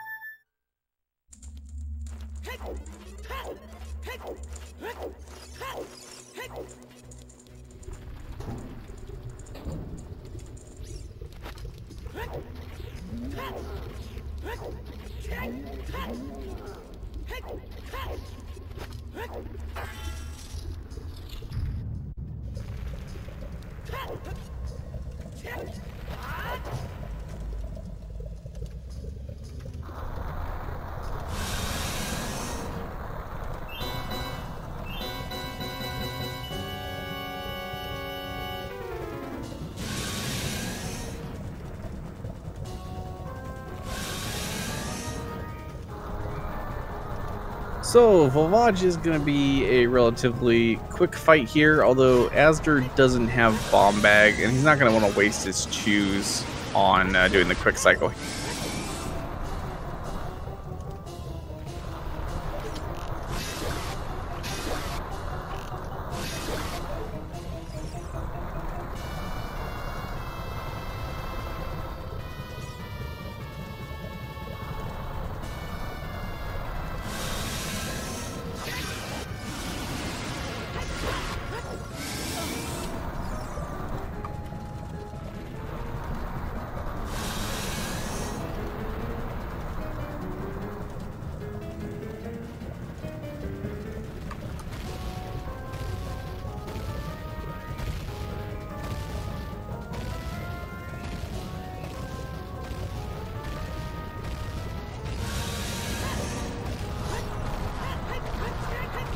You know, Glitchy actually choosing to go over and clear Gerudo Fortress. He's not going to be happy with what he finds over here, because it's not going to give him the progression that he wants right now. But, I mean, it's a 50-50 shot between doing this dungeon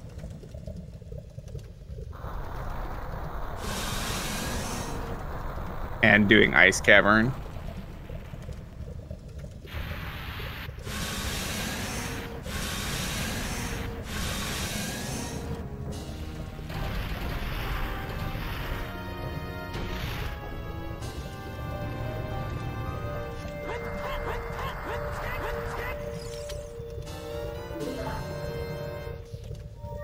So I can't blame him for coming over here because overall Gerudo Fortress has a lot more checks in it than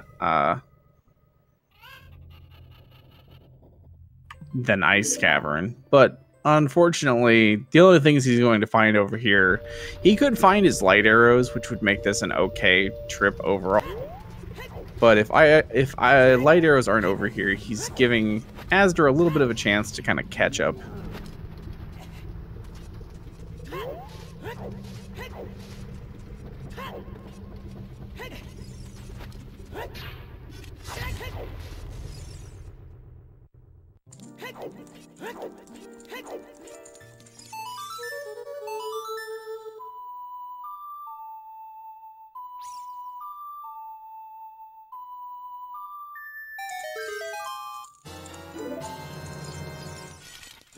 I think the worst item that he could find right now would be something like Long Shot, because Long Shot would make him think that he needs to go to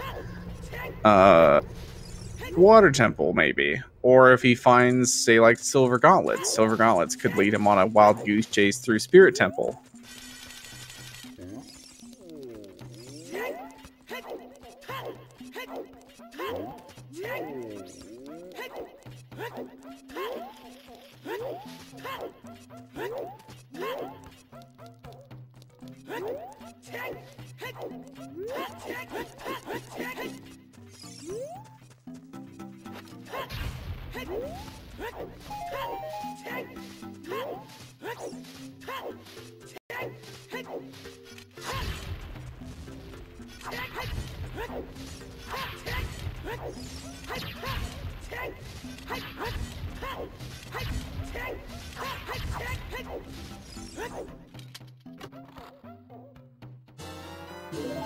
Azder going through the boulder maze finds himself a bottle of blue drink. Little gold, you know, shield potion, Fortnite BS potion type stuff.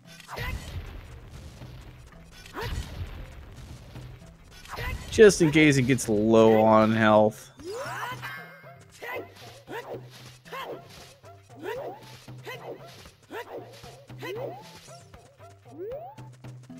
Glitchy does finish that up there, picking up his Gerudo membership card. So now he's probably going to go end up doing Gerudo training grounds, which again, send your psychic powers. Glitchy, do Ice Cavern. Glitchy, do Ice Cavern.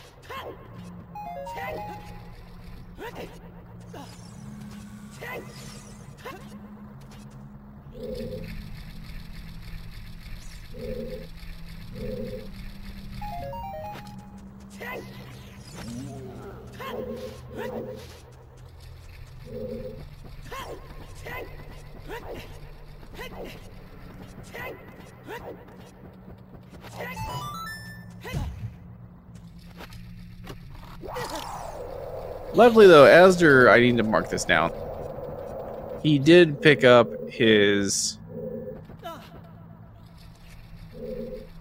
water medallion, so he has the one medallion that Glitchy doesn't have right now, which he found in Fire Temple because he has his hammer. But he still needs that hook shot to be able to do Forest Temple, although he's going to be able to do Dodongo's Cavern here now, so that'll knock another dungeon out of the way for him.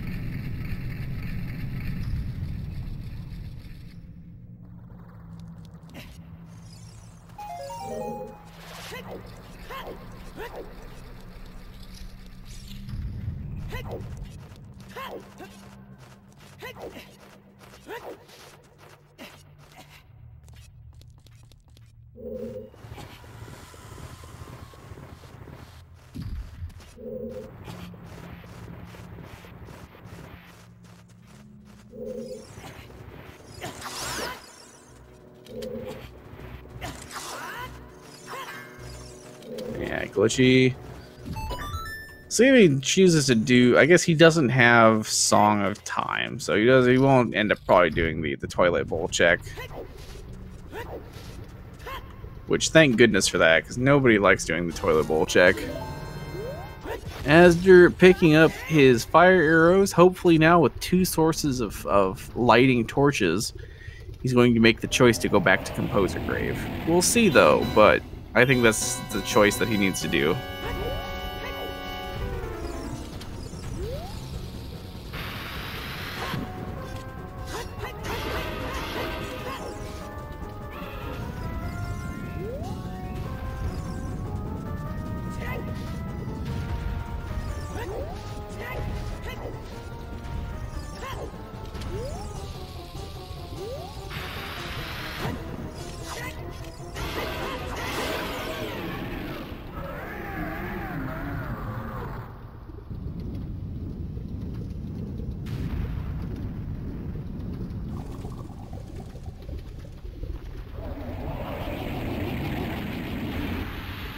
The long shot's not necessarily an item that we need to complete the seed. I mean, Azder could potentially find the second progressive hook shot, and that would kind of put him in a good place. But I'm pretty sure that the second progressive hook shot is going to be locked behind having the first hook shot.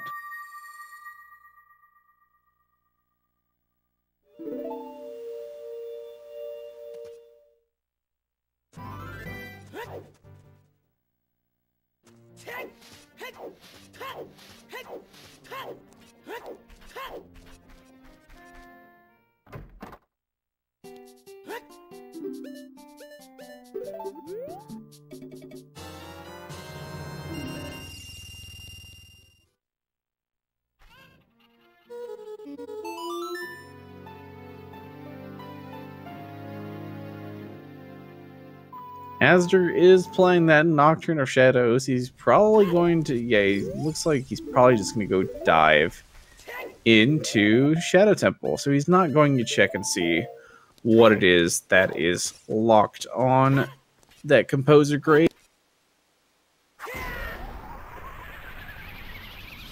Which is, like I mentioned, you know, if you skip a check in a location, chances are, unless you really make a mental note to go back there, you're not going to go back there for a long, long time. And if Azder's not proof of that right now, we'll see what he does once he finishes this dungeon, if he does go that way. But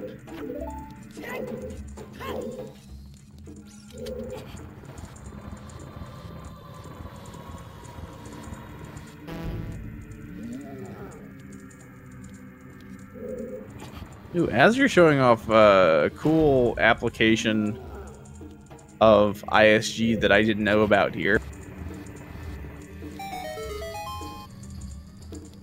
That using ISG there, he's able to just kind of stand there and swag on the falling truth spinner.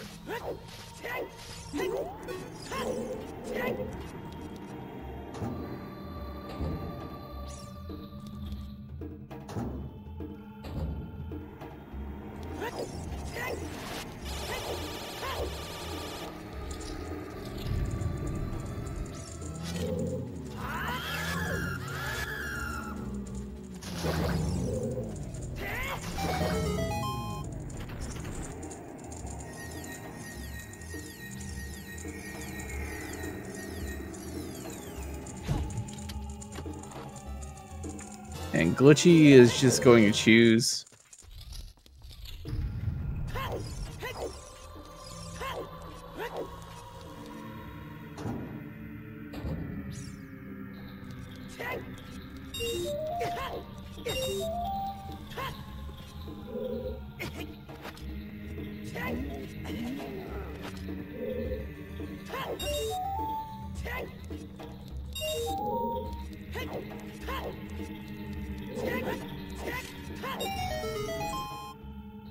so Glitchy doing everything that he could over in Gerudo Training Grounds, going to opt now to go do horseback archery.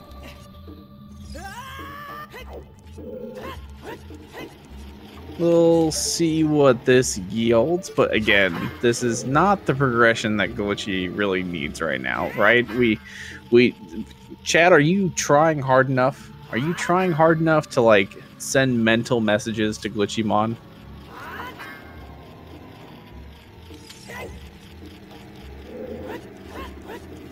Don't send him actual messages, just mental, you know.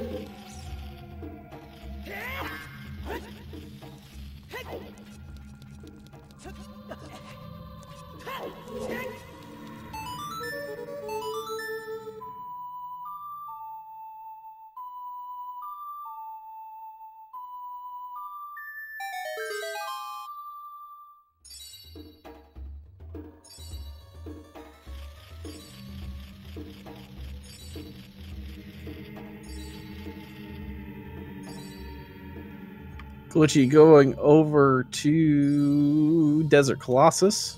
He's probably going to go check the ferry that's over here. Then maybe go do Spirit Temple. Please. No, not Spirit Temple.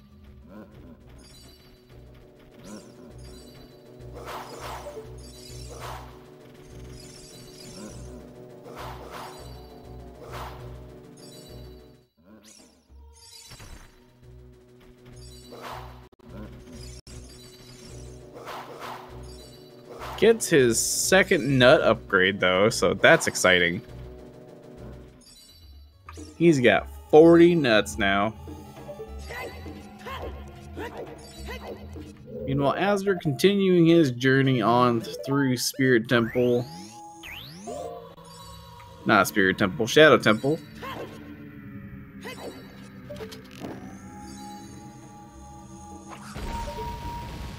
Getting the cool swag effect of shooting the bombs with an ice arrow.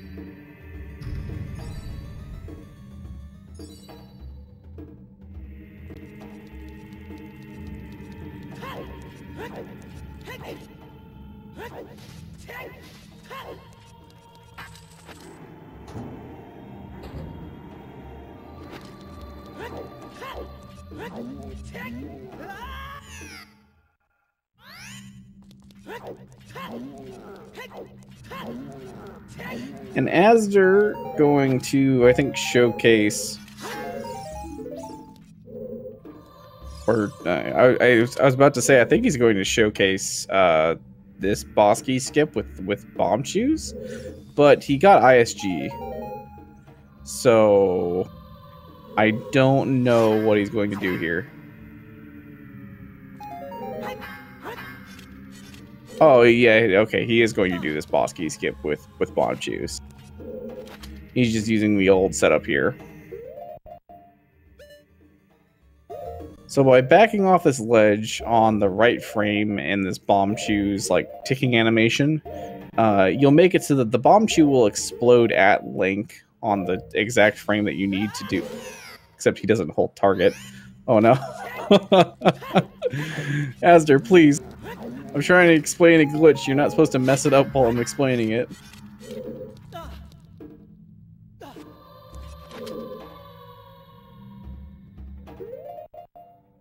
So, holds target, backs off the ledge, drops the bomb shoe. It's going to go flying around this platform. And then he's going to go walk left, and he's going to grab the ledge on the right frame, right before the bomb shoe explodes.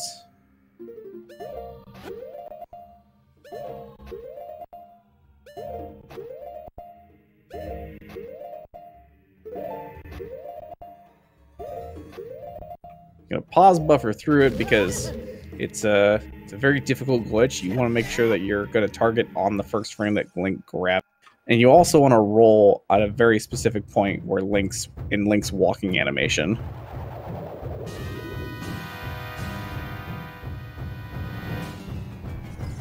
So he does manage to get it here. So now he's going to go ahead and fight Bongo. Drops a Chew, I think, to try and stun Bongo. He's trying to get ISG right.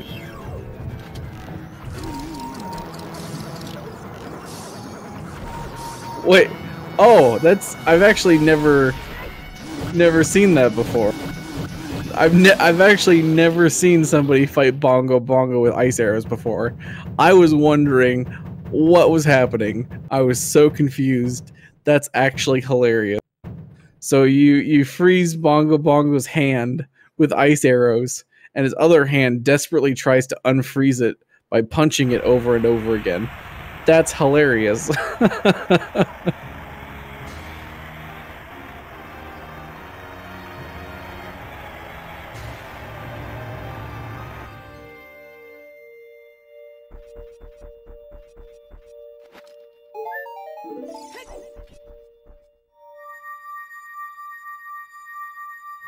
I'm legitimately not lying when I say that I have never seen that before.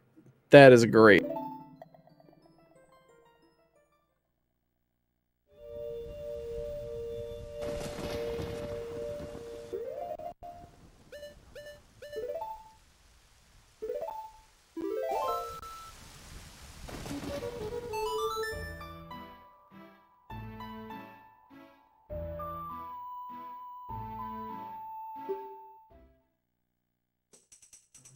Looks like...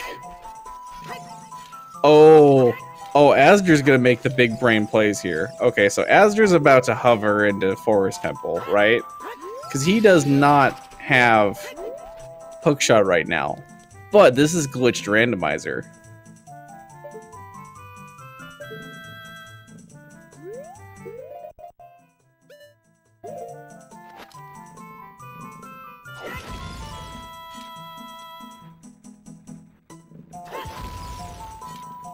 Yeah, so there we go. He gets the hover started. And he's gonna hover all the way up there.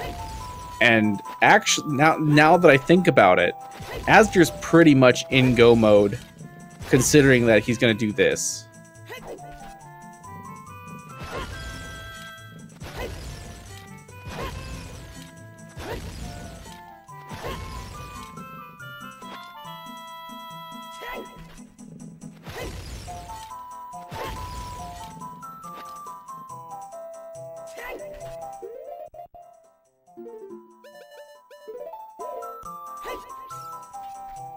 So yeah, that was actually the big brain plays. I would not have thought about that at this point, but he is pretty much now caught up to. He's actually going to pass Glitchy. It just depends on where the light arrows.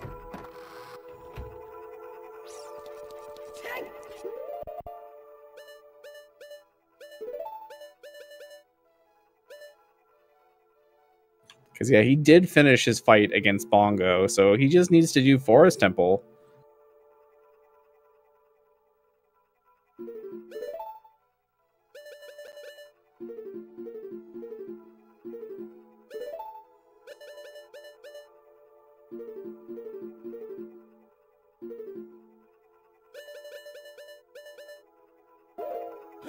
I think he was trying to equip swap his boomerang there for a second. That's kind of what it looked like to me. But so he's going to do the same boss key skip that we saw Glitchy do, because he's essentially treating himself like he's in go mode right now.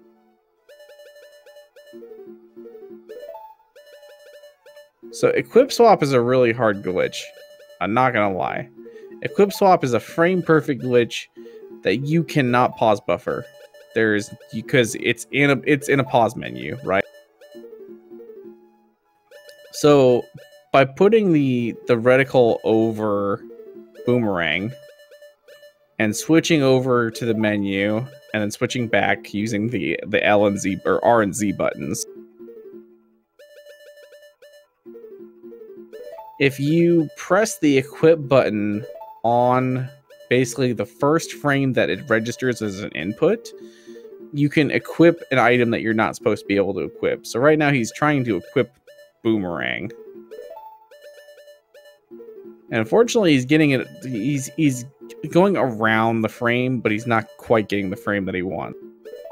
Also, yes, and when bomb shoes are in logic, you are able to buy more bomb shoes from the shop once you get your first set of bomb shoes. I'm not sure why he was trying to equip. I guess maybe he wanted to get the Skulltula there.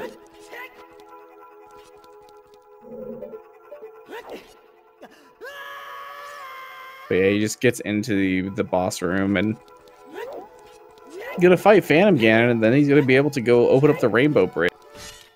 You know, Glitchy's going back through Shadow Temple, trying to find his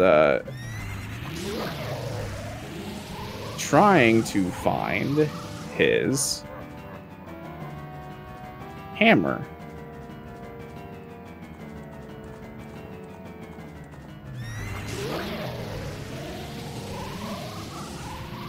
And sorry, I'm going to step you away here for just a moment.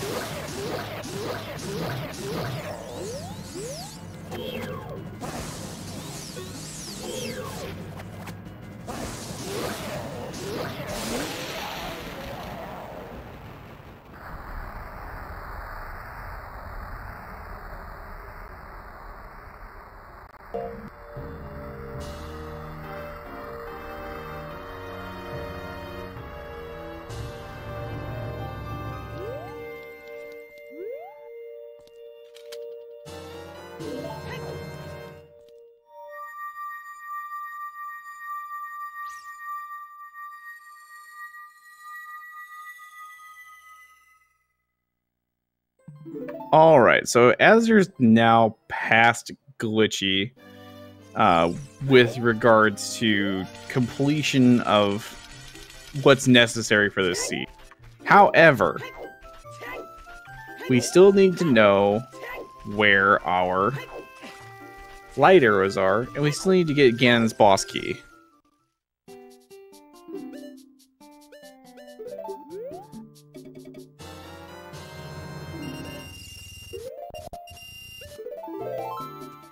Oh, Glitchy got light arrows. So they're in Shadow Temple.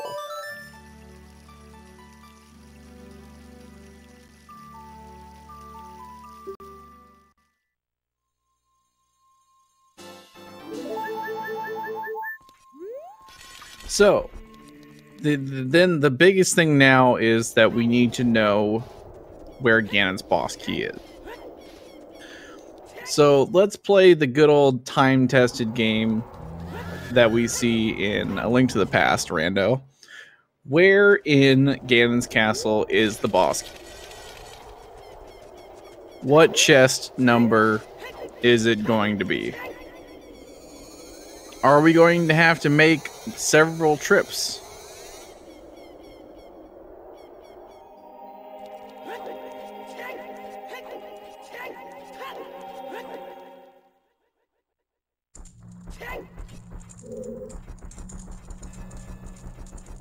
How many chests are there? I believe that's 12? 12 or 13. I'm trying to remember off the top of my head.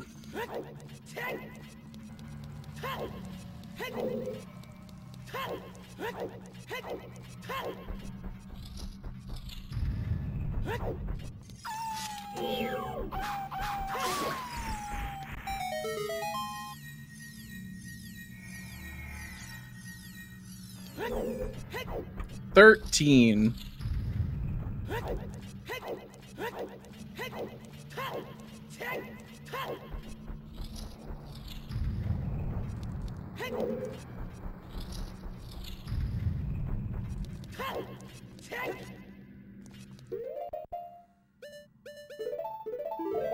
So we'll count the chests that he skips because he can see them. Which I think so far we've seen 3.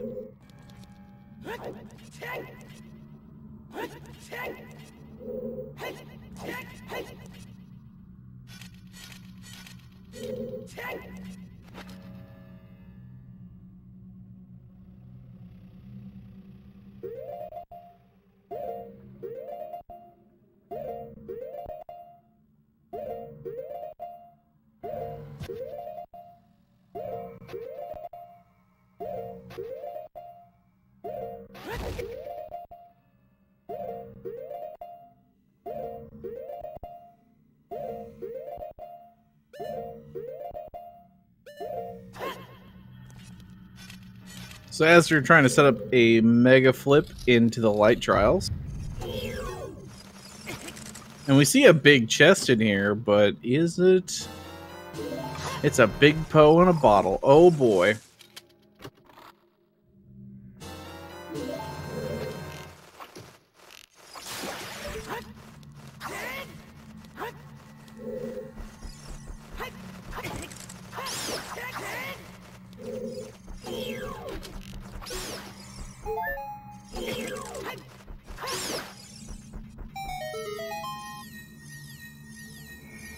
So none of the light trial chests, so we are on chest number... This will be 11 right here. So we just shot down 4 through 10 right there.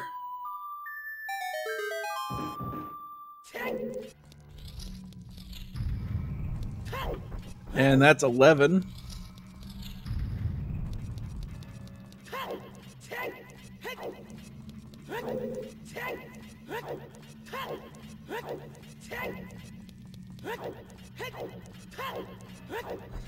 Now, Shadow Trial is going to be the most painful one. I'm not... Well, no, yeah, he's got fire arrows. We're fine. Never mind, I'm lying.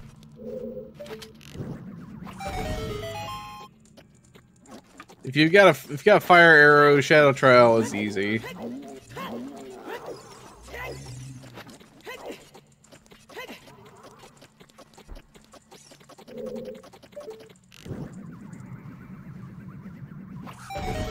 There's chests 12. This will be chest number 13. It's a small key.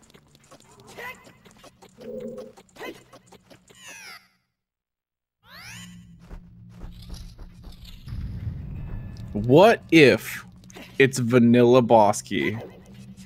Can you imagine? Just imagine.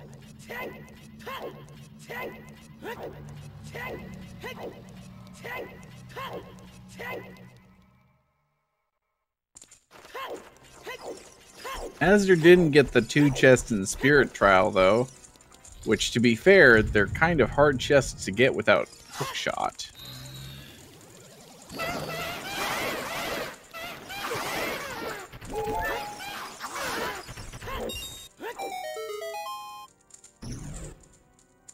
I actually did, I saw a video recently, I think from Danny B, who showed a video of how to complete the Silver Rupee room without hookshot as an adult.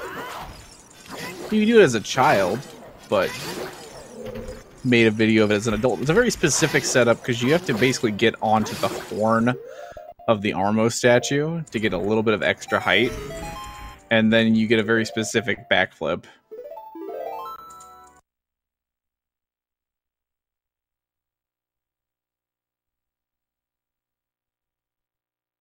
So Azder save warping out of there. He's got to go do... He's either got to find hookshot or he's got to do Spirit Trial without hookshot somehow.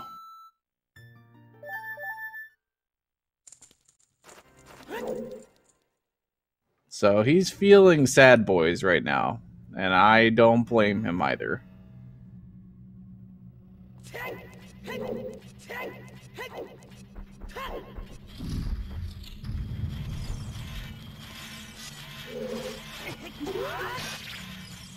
Maybe he's gonna try. Yeah, this is the setup that you'd use as a child to try and get the Silver Rupee when you do a category like MST.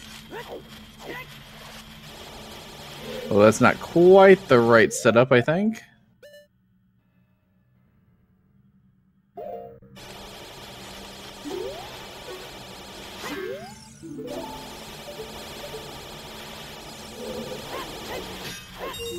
Oh, he gets it. Well done, well done, well done. I guess the setup works whether or not you're a child or an adult. But basically, any of those Armo statues, you can actually just backflip on top of them. And then using ISG kind of uses that to backflip over the BMOS.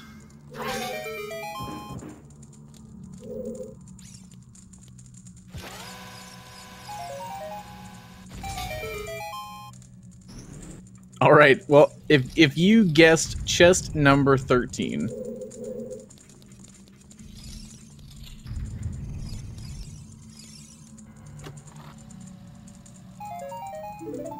Or maybe it's chest 15. I'm not sure.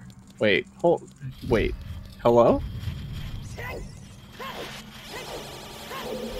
Wait. Hello?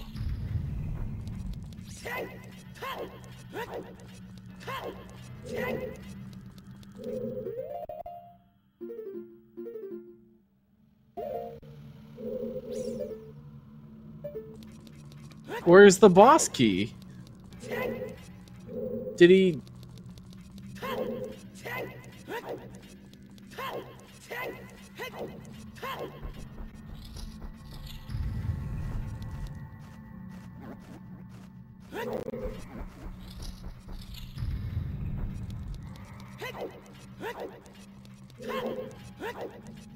Hello?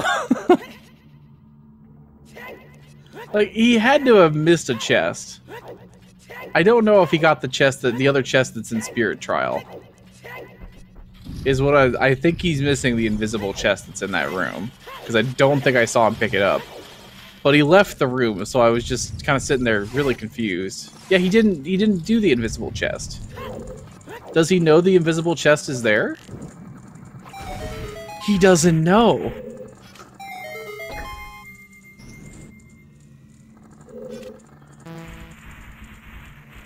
He doesn't know.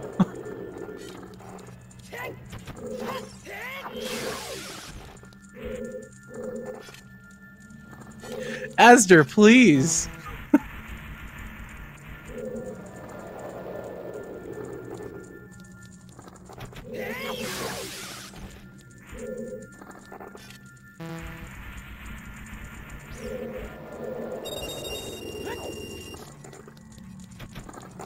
Azder doesn't know.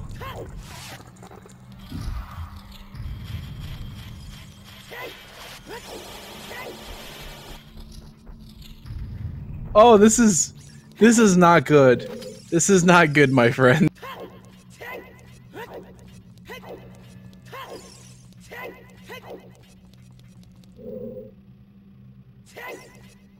He doesn't know about the chest.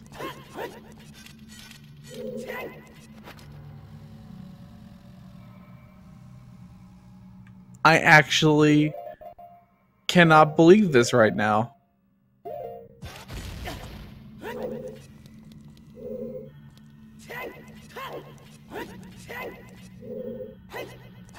So he's gonna try and mega flip back into Light Trial because I guess he thinks he missed something.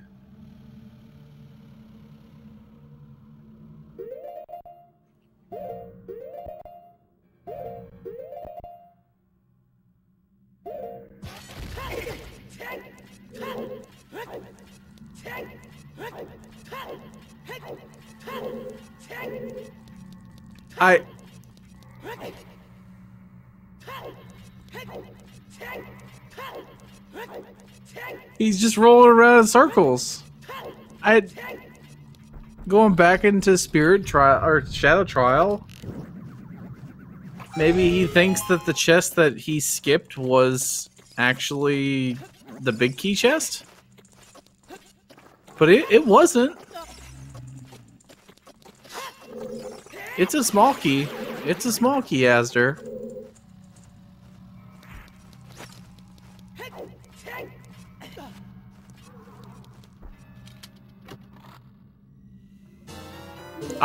I'm kerfuffled right now. Yeah, this is a battle between Glitchy finishing, doing all dungeons right at this point. I've been missing what Glitchy's been doing for the last 30 minutes because I've been focused on Azder. But Glitchy's going through Spirit Temple right now. He's full clearing Spirit.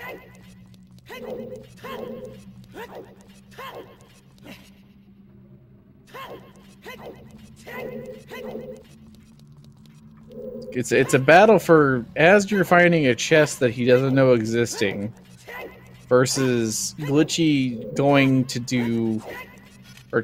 unthaw King Zora.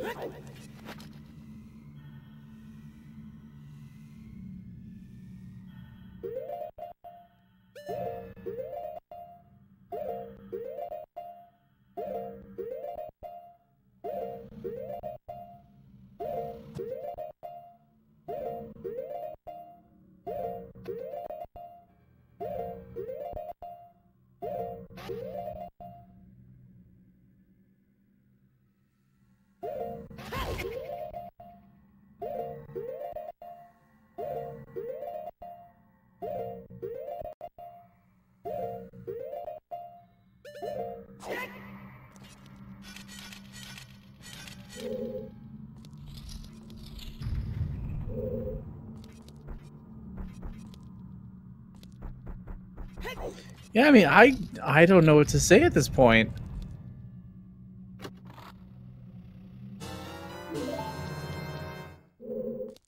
As just going back and checking chests that don't look like boss key chests because he thinks one of them has to be what he's looking for. But he just doesn't know that there's a chest in Spirit Trial. That there's another chest that's invisible.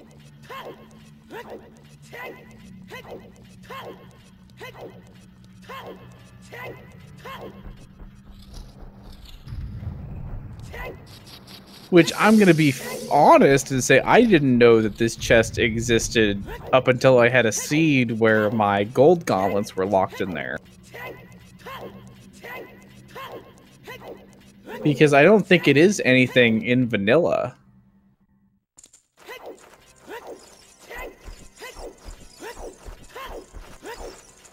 And I'm not sure if Azder ever picked up Lens. Lens was in bottom of the well, but it was on a gold Skulltula token.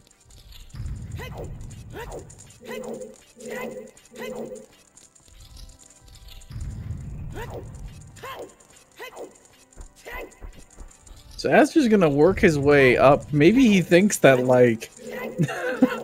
maybe he thinks they turned it off or something. I'm not sure. But yeah, he's doing a heck of the lost right now, my friends.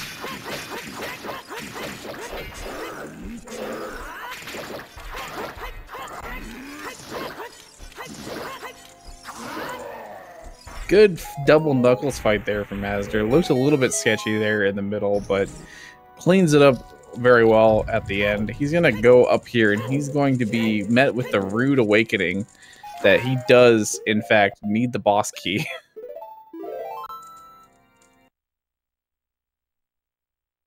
And I don't think that there is a boss key skip for that chest, or for that door. I've never seen one, at least. Because, of course, like, as you're going up the tower, you pick up that chest. There's no reason that you would, you know, you don't have to go out of your way. So I don't think there was ever a setup that was made to skip the boss key in Ganon's castle.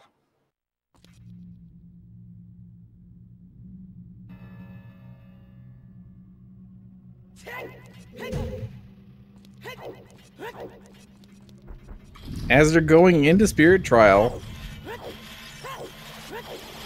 maybe he's had a revelation. He's had a revelation, everyone. Here we go.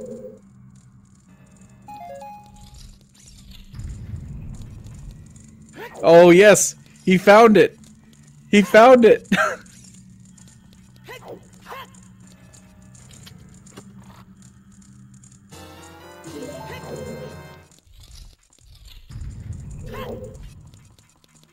All right. We have the boss key.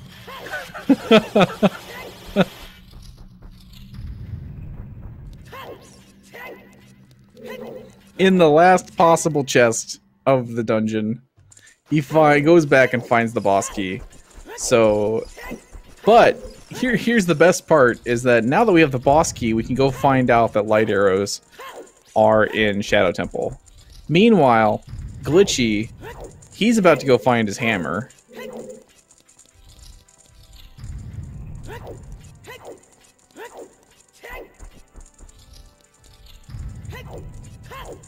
Well, hopefully he finds his hammer. Hopefully he unthaws King Zora right here. Okay, yep, he's going to. I thought for a second he was going to go right past King Zora, go do Ice Cavern, and then unthaw King Zora.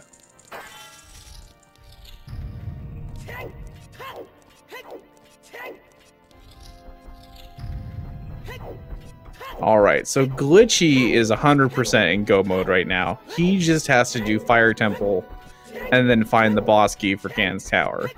Meanwhile, Azder, he's going to find out where light arrows are. He's got to go do Shadow Temple. This is an incredibly close end of the seed. For a little while, I didn't think it was going to be this close, but it has ended up being incredibly close here at the very end.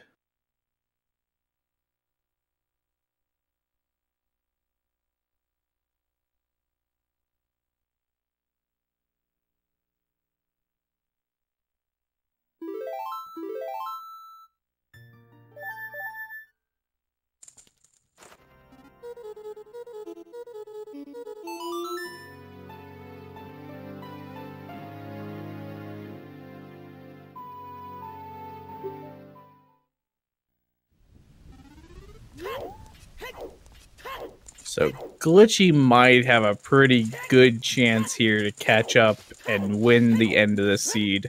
Snatch it away from azder.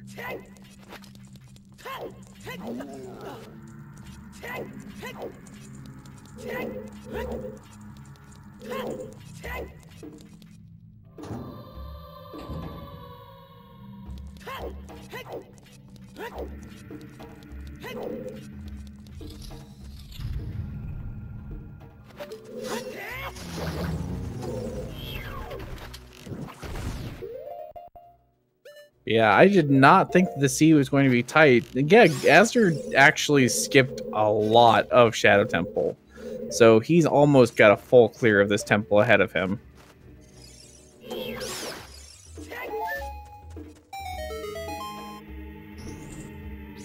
I think he didn't even do Dead Hand or anything. He went straight from the beginning of the dungeon to the end of the dungeon.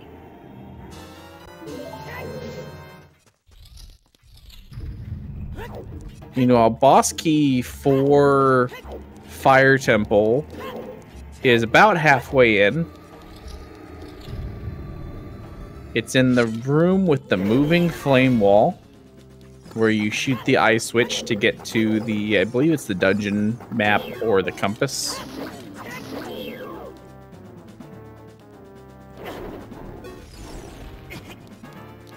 So Glitchy does have a real good chance here to catch up.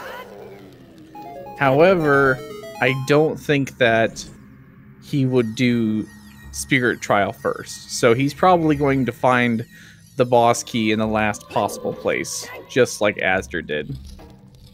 Maybe he chooses to go left first, but I think a lot of runners go forest first into water. Maybe he'll go straight to light trial first, because a lot of people do that because that's the most dense location in there.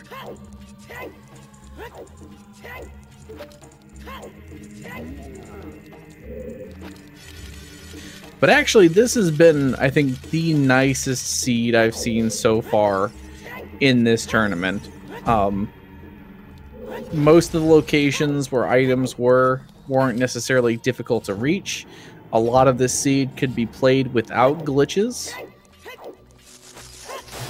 And really, glitches were done to skip items without huge consequence. You know, if Water Temple were required, or if Morpho were required, we couldn't have skipped Hookshot.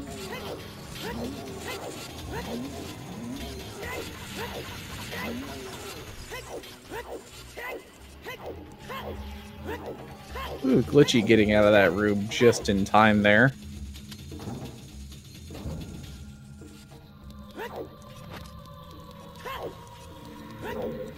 Yeah, Glitchy's got a way to go in that dungeon. This is a very, very close battle.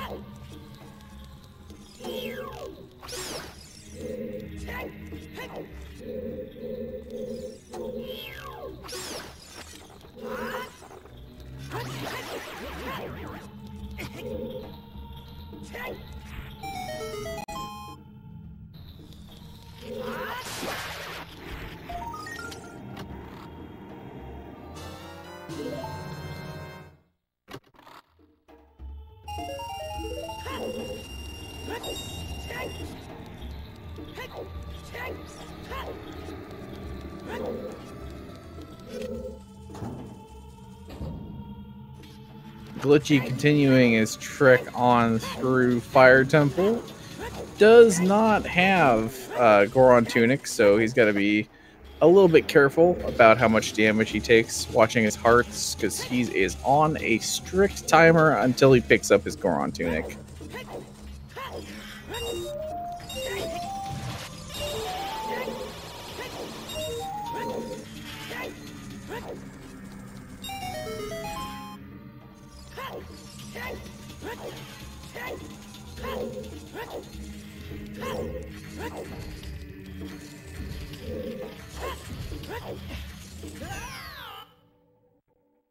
Oh, and as they're trying to go fast through that room, not lucky. Rolls back into the spike trap.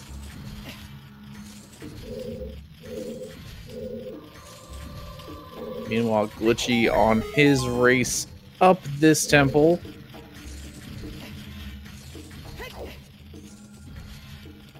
Be interested to see if he does the skip in the room coming up here, or if he chooses. Oh, gets knocked off by the keys. Oh, that's not good. That is not good. He is.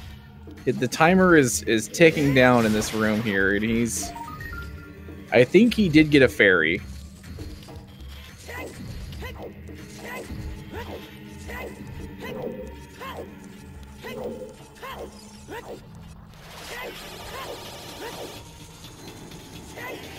Oh no, he actually didn't. He voids out. Okay, that's what he was trying to do. Reset the timer in the room by voiding out real quick.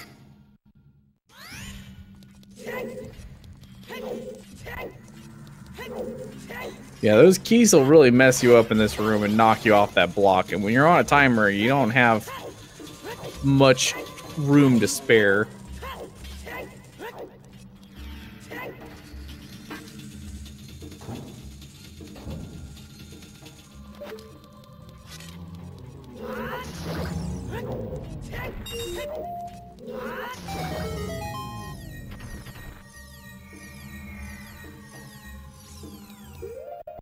Oh yeah, Glitchy is setting up the trick here to skip through this block.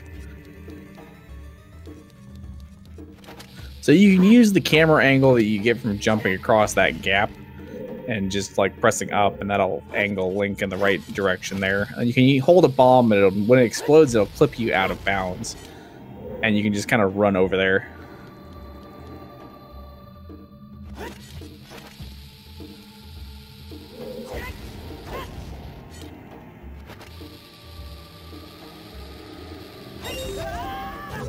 Yeah, as they're having to do some real unfun strats in this room to try and get all of the all the rupees. He's having to do several different hovers here.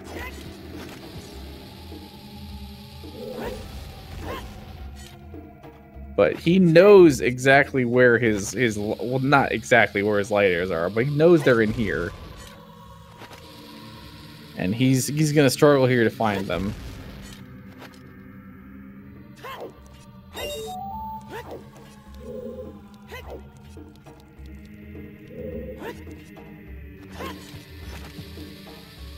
Do a couple more hovers here.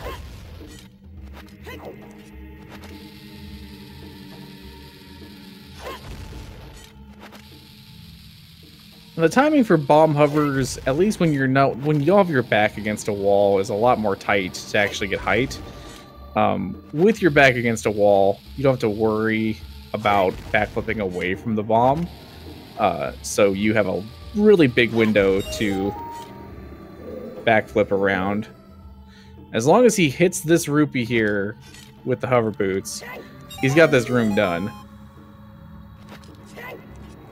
Meanwhile, Glitchy actually going past where the boss key is. So, Azder picking up the light arrows. He is in go mode. Azder has, I think, the seat in the bag now. That was a really impressive way through the Shadow Temple there. Manages to pick up light arrows. He is in go mode. We are at the end of this seed.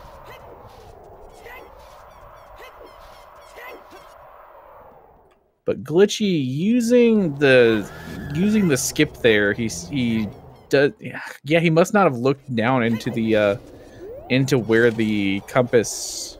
I believe it's the compass chest. It's either that or the boss key or the dungeon map chest.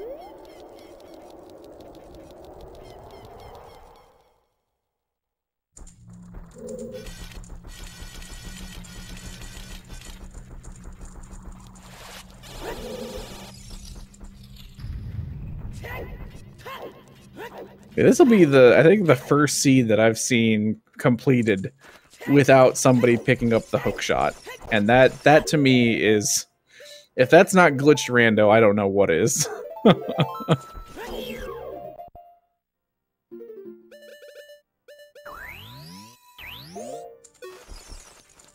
So he's already cleared out most of this dungeon already. He just has to climb his way back up. Make quick work of Ganondorf. Tower collapse cutscene is skipped. Don't have to worry about that.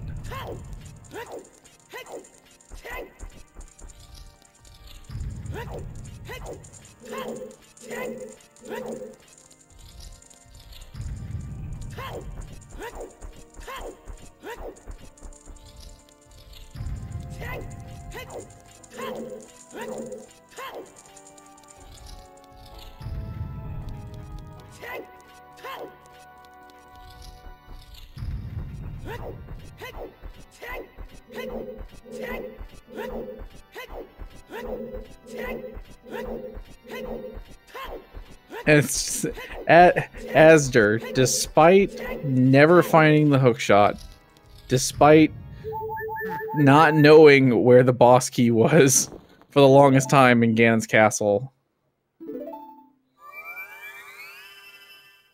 he ends up making it to the Ganondorf fight with light arrows well before Glitchy. And to think that he was, I think he was 3 medallions behind, but he just had to go clean those up. Finding Choose, finding Din's Fire, I didn't necessarily need Din's Fire, but finding all those items.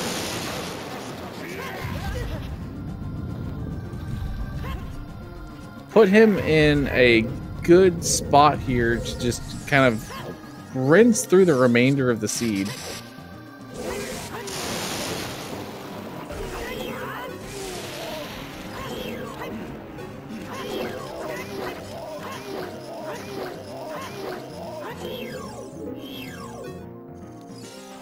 Try to get ISG there off Ganon to try and stun lock him into a 1 cycle. Doesn't manage to get it, unfortunately. But doesn't get the quick spins this time to... And there he gets ISG. So he's going to bog Ganon on down. Glitchy does get the boss key. Actually, no, I think he actually just... I think he boss key skipped. Maybe. I missed it, honestly. I'm missing a lot of things. I only got 1 pair of eyes, and they both go the same direction.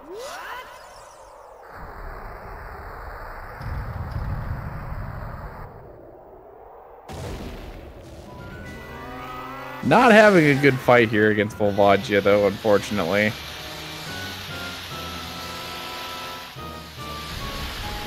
Gets troll hold on the first cycle there, so not fun. Azder going into the Ganon fight.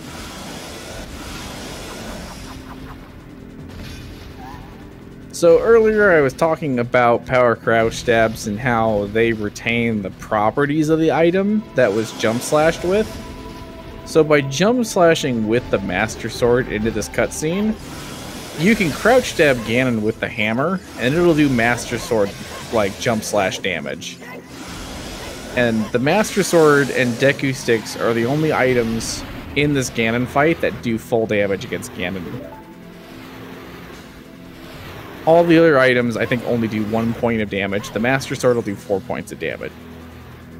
So the first phase of Ganon just takes 3 crouch stabs with the Master Sword and powered hammer. And then we have, I believe it's 5 crouch stabs? Maybe 4. I don't know, I'm tired. It's been a little while.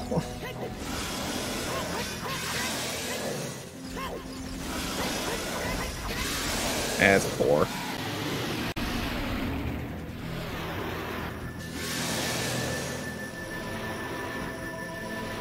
So there we go. Pretty much GG to Azder. He's at the end of the seed.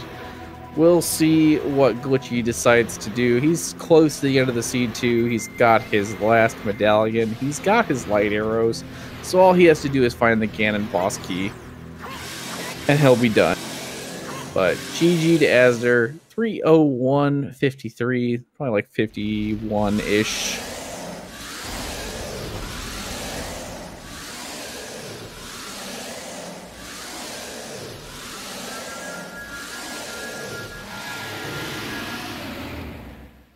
All in all, pretty well played seed, to be fair.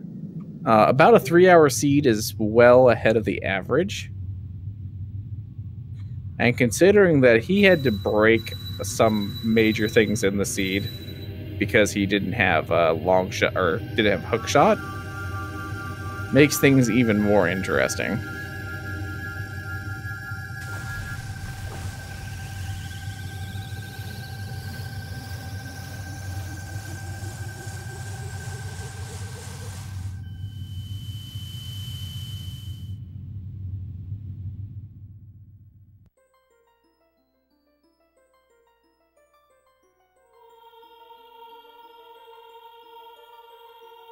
It does look like Glitchy is going to just forfeit the end of the seed. I mean, he's pretty much at the end, so he knows where everything was. But I mean, really well played to both of these runners. To remind you all, definitely give both of these runners a follow. They're both incredibly talented Ocarina of Time players. And speedrunners in general, not just Ocarina of Time.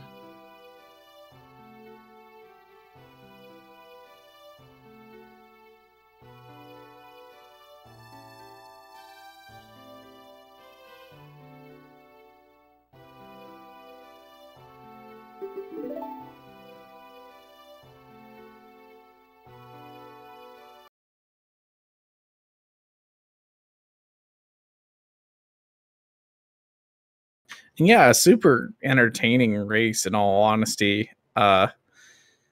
Really, it was back and forth, and even at the very end, I wasn't sure who was going to come out on top until, you know, one or the other had exactly what they needed.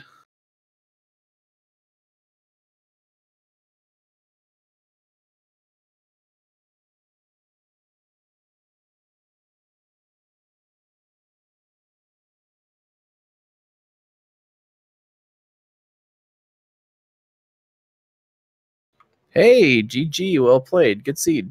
Ah, thanks. That was very interesting. Yeah, we were sitting here. I think the biggest moment was we were watching in Ganon's castle, and there was just this moment where we were like, wait, did he forget about the spirit trial chest? I didn't know there was a chest there.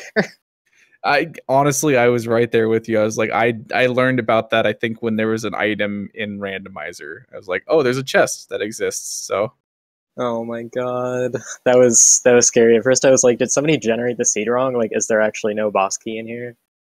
What's going on? yeah, I mentioned that too. I saw you like go up to the boss key door and check like everything. And then finally, I think something clicked. Like maybe you looked up a guide or something. Yeah, I did actually. I didn't actually end up finishing reading the guide that I looked up, so it didn't tell me. But I went to Spirit Trial and it was just like, does a chest drop if you kill the torch slugs? And then nothing dropped. And then I saw that there's this giant invisible box in the corner, and I was like, oh, okay. Well, I hope I didn't lose the race to this, because I very well could have. Yeah, it was. It ended up being really close. I mean, for a while, Glitchy just needed to find his hammer, and you, like, we didn't realize that you were pretty much in go mode ish, because you didn't have hook shot, but you just hovered into Forest Temple, and I was like, oh, okay, right, yeah.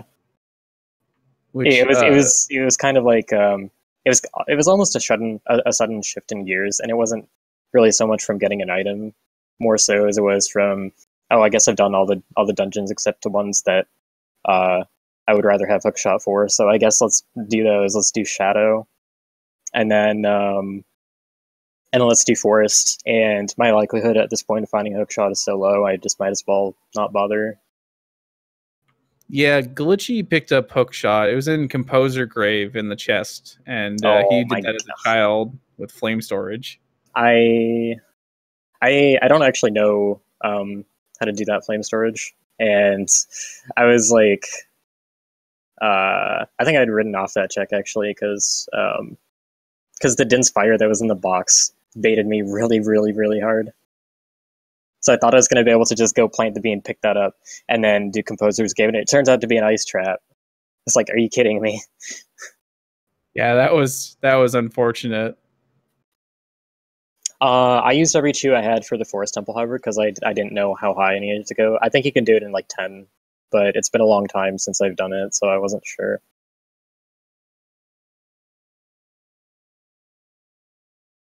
But yeah, I was kind of trying to think of some like questions to ask. But I mean, I think overall, it's a seed that could have been completed.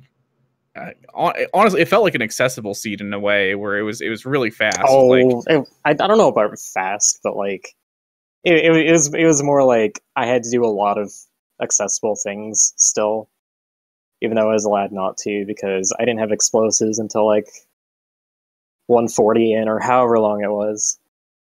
Rudo's letter to whatever. I don't remember. But I know I finished Jabu without explosives, and that was like, I can't believe I don't have anything for this long. I don't even have hookshot. Yeah, we saw you like doing berry hover, which goes about as well as when I try it too. You just get like stuck in the shock animation.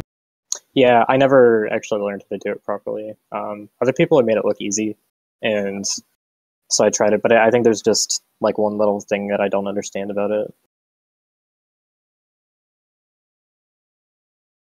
Yeah, but I think you know, it was a good. I mean, it was really close between the two of you. How do you feel about going into the? This is pretty much, I think, the last, maybe the last match in your group. This is definitely my last match. I feel like a couple of people in my group might still need to do theirs, but I'm not sure. Yeah, but I think you're 3-0 coming out of your group. I can't believe I'm 3-0. That's crazy. So how you feel like you're gonna try and learn some new things going into the bracket stages, or do you feel like what you know you need more like just more practice, or like just going through seeds? You think it's like strats or just experience? I feel like I'm good at adapting to. I think I'm good at adapting well to the things that I don't quite know how to do, and that, like I watched a bunch of races in this tournament, and I haven't really speedrun this game or like done a bunch of glitches in it in years, so my knowledge is like a lot of it's out of date and stuff. So, but I think for me, I know my own limits, and I try and stick to them more than most people I've seen race in this so far, and I think that has really helped me. So I don't know. There are probably a couple things I should learn, but there's just too much for me to be able to invest that time. And I think as long as I polish the things that are likely to become a problem, like I don't know, like stuff like the light trial block clip. I spent a long time looking up how to do that in my first race. Stuff like, you know, not knowing that one chest in Ganon's Tower. A lot of my other shortcomings I can route around, and it works out pretty well. Yeah, no, that makes sense. Somebody asks, so what made you do Ice Cavern, like when you did it, as opposed to like maybe going to do, because I think like you had Opponent's Song as well, so you could have gone. Yeah, I didn't really want to go there without hookshot, without explosives. Oh yeah, so because you didn't pick up hookshot, that made you go and do the right decision of going to Ice Cavern. Yeah, that's kind of funny. I might have still gone to Ice Cavern anyways. Not completely sure. I mean, Rido's letter showed up, and I don't remember that I got anything huge out of Jabu. I got the bow,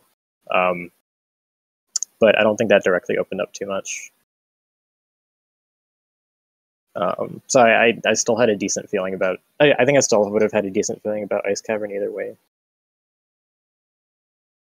Yeah, because that's I think the biggest thing that comes down to rando is just like when you do have those technically 50-50 calls of like doing Ice Cavern or Bottom of the Well or Gerudo Training Grounds or whatever. Like, how do you make that one decision to go and do this one? And like Glitchy got to do a bunch of dungeons back to back, and he just got stuck on finding Hammer. Like, he had 5 medallions. He was pretty much right there, and then the hammer hecked him over. So, just that's the scary thing about these seeds, because you still got your items for enemy damage limitations that you can't skip, which are basically hammer, boomerang, and mirror shield. So finding any of those is huge, and so I don't know how long he took to get the boomerang. Maybe he got it before me, but I felt pretty good finding that in Gerudo Valley. And I would also imagine that maybe going there, like jumping into the river as child, is maybe a less common play in this rule set. You know, he definitely opened up with the what's, I guess, considered the standard opening, which is leave forest, go do valley and the grotto and Lake Hylia. And okay, so he got it right away then. Yeah, but until you found and he also, because he had boomerang, he went and picked up, I think, Lens out of Bottom of the Well too. So oh, Lens must have been like I accidentally skipped the basement chest because I wasn't thinking. I got distracted by Rudo's letter. I think he was on the left locked door, Skulltula. I forget exactly, but it was like a French vanilla Lens. So right, yeah, I missed that because I didn't have a key for it, which was either in the basement or it was under one of the bombable things. I was thinking of saves coming that key, but then I got Rudo's letter. So, and actually, like, I was going to say not that I needed it, but I didn't have explosives. So not having explosives made me want to follow Rudo's letter a bit more, since I actually kind of really did need it. Yeah, that seemed like both of you kind of made the same play, where as soon as you got Rudo's letter, you went for Jabu. Because, yeah, it was just like we didn't have any other progression that pointed us someplace. So, yeah, I mean, overall, you know, I think it was a really entertaining race. It was very back and forward, honestly. There was a point where I thought that it was going to definitely go to Glitchy, and then suddenly you had 6 medallions. And I was like, oh, well, never count him out, I guess. Wait. Oh, yeah. No, never mind. I misread what Glitchy said. He was just talking to me about where the hookshot was.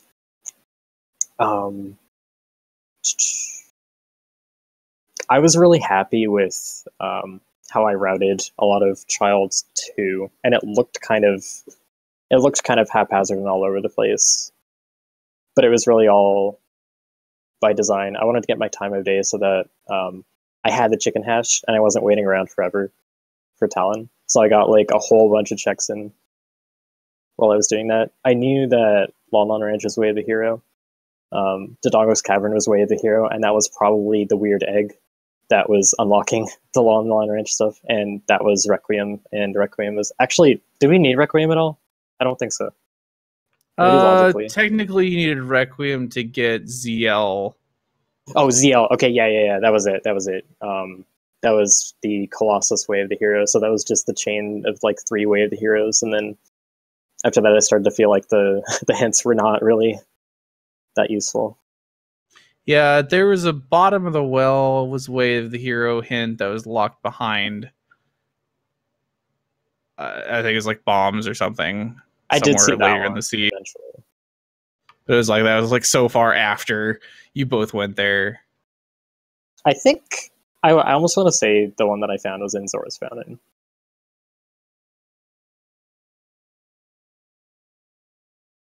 Yeah, but yeah, it was an interesting seed for hints. There weren't any like really, I feel like, great out of the way hints. Besides the fact, like, yeah, it's like Dodongo's Cavern, Lon Lon, Desert Colossus, and Bottom of the Well were the way of the hero hints. So honestly, not anything like major. So from talking to him, it seems like he wasted a lot of time cleaning out Spirit, and I didn't really touch it. He did Spirit. He full cleared Gerudo, basically Gerudo Fortress area. He full cleared Shadow, like basically on his like second visit after finishing it up. So, and then that was like basically like the one thing, like after you had the hint, he was in Fire Temple finishing up. So Okay, he so could have, yeah. So you could have gone like back and close. forth at any point at that. Like, and basically by the time you finished, he was about to enter Ganon's castle because he was basically finished up that dungeon. And he had light arrows, so Yeah, his only thing would be if he needed to find the boss key as well. I don't know if he knows that chest. He probably does, but that would probably be the last chest that he checks. I don't think anyone goes Spirit Trial first. yeah, I don't know. I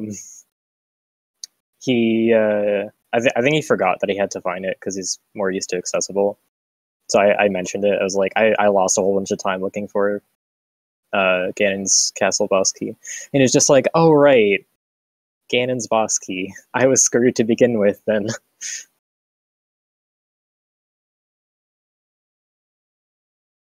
Yeah, I think no, that's probably what I'll call it because I was definitely I volunteered for this and it's super late now, so yeah, you guys yeah, gotta do your late race. yeah.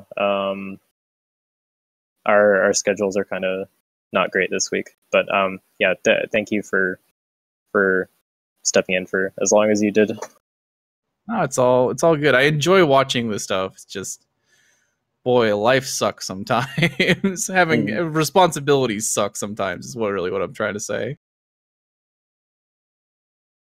But yeah, I like I said, it's super entertaining. GG, well played. I'm looking forward to seeing some of the actual like bracket stages of matches and seeing how things continue to progress. Because already so far in this tournament, I feel like people's decisions have changed and what people prioritized have changed drastically since like some of the very first races. Yeah, they're very much learning experiences. This is not a format that's played very often, so I feel like maybe what I've been missing in execution and some glitch knowledge just from not having run this in several years. I have I kind of had a better idea of what the meta should be, which is partially like coming from other randomizers. Like I come from ALTTP randomizer, Super Metroid, and stuff like that. So I have other rando experience, and I feel like it's helping me during this. Whereas I guess a lot of other people in this tournament, they're drawing their stuff from like bingo. It's a big difference. We got bingo runners. Runner guy is a pretty good bingo runner, and I think just general randomizer runner. Same thing with Glitchy. So we got people from all sorts of different places. I didn't necessarily expect to win this. I knew that I could, but like I knew it was definitely heavily in his favor. So I'm pretty amazed. Yeah, no, congrats again, and this is probably where it's gonna end things up for tonight. So yeah, thanks again. I'm gonna get out of here. Yep. Have a great night. And that's the end of this race. Again, we saw a lot of really cool stuff. Again, it's like some cool exhibition type things. It's so cool to see people routing on the fly. It's like bingo meets randomizer, I guess is what it comes down to be. Like you see just so many different cool glitches and so many different things stylistically in a race. You know, two runners aren't going to play the same seed the same way, especially with glitches. Two people aren't going to do the same glitches sometimes even. So I was super entertained. Hopefully you all had a great time too. Thank you all so much for hanging out, watching. Once again, I'm Mbop. Follow Speed Gaming on Speed Gaming 3. Follow the other Speed Gaming channels. There is another race that is scheduled. Check out the schedule. I'll say that there's, yeah, there we go. Cool. Schedule command. Check out the schedule, some upcoming races. The tournament's still going on. I think there's a couple more group stages type stuff. Follow the runners. Thank you so much for the tracker who stepped in here right at the very end. I don't think they'll come up on the tracker, but Ari helped out at the very end for tracking some stuff. Everyone have a fantastic night, and we will see you later.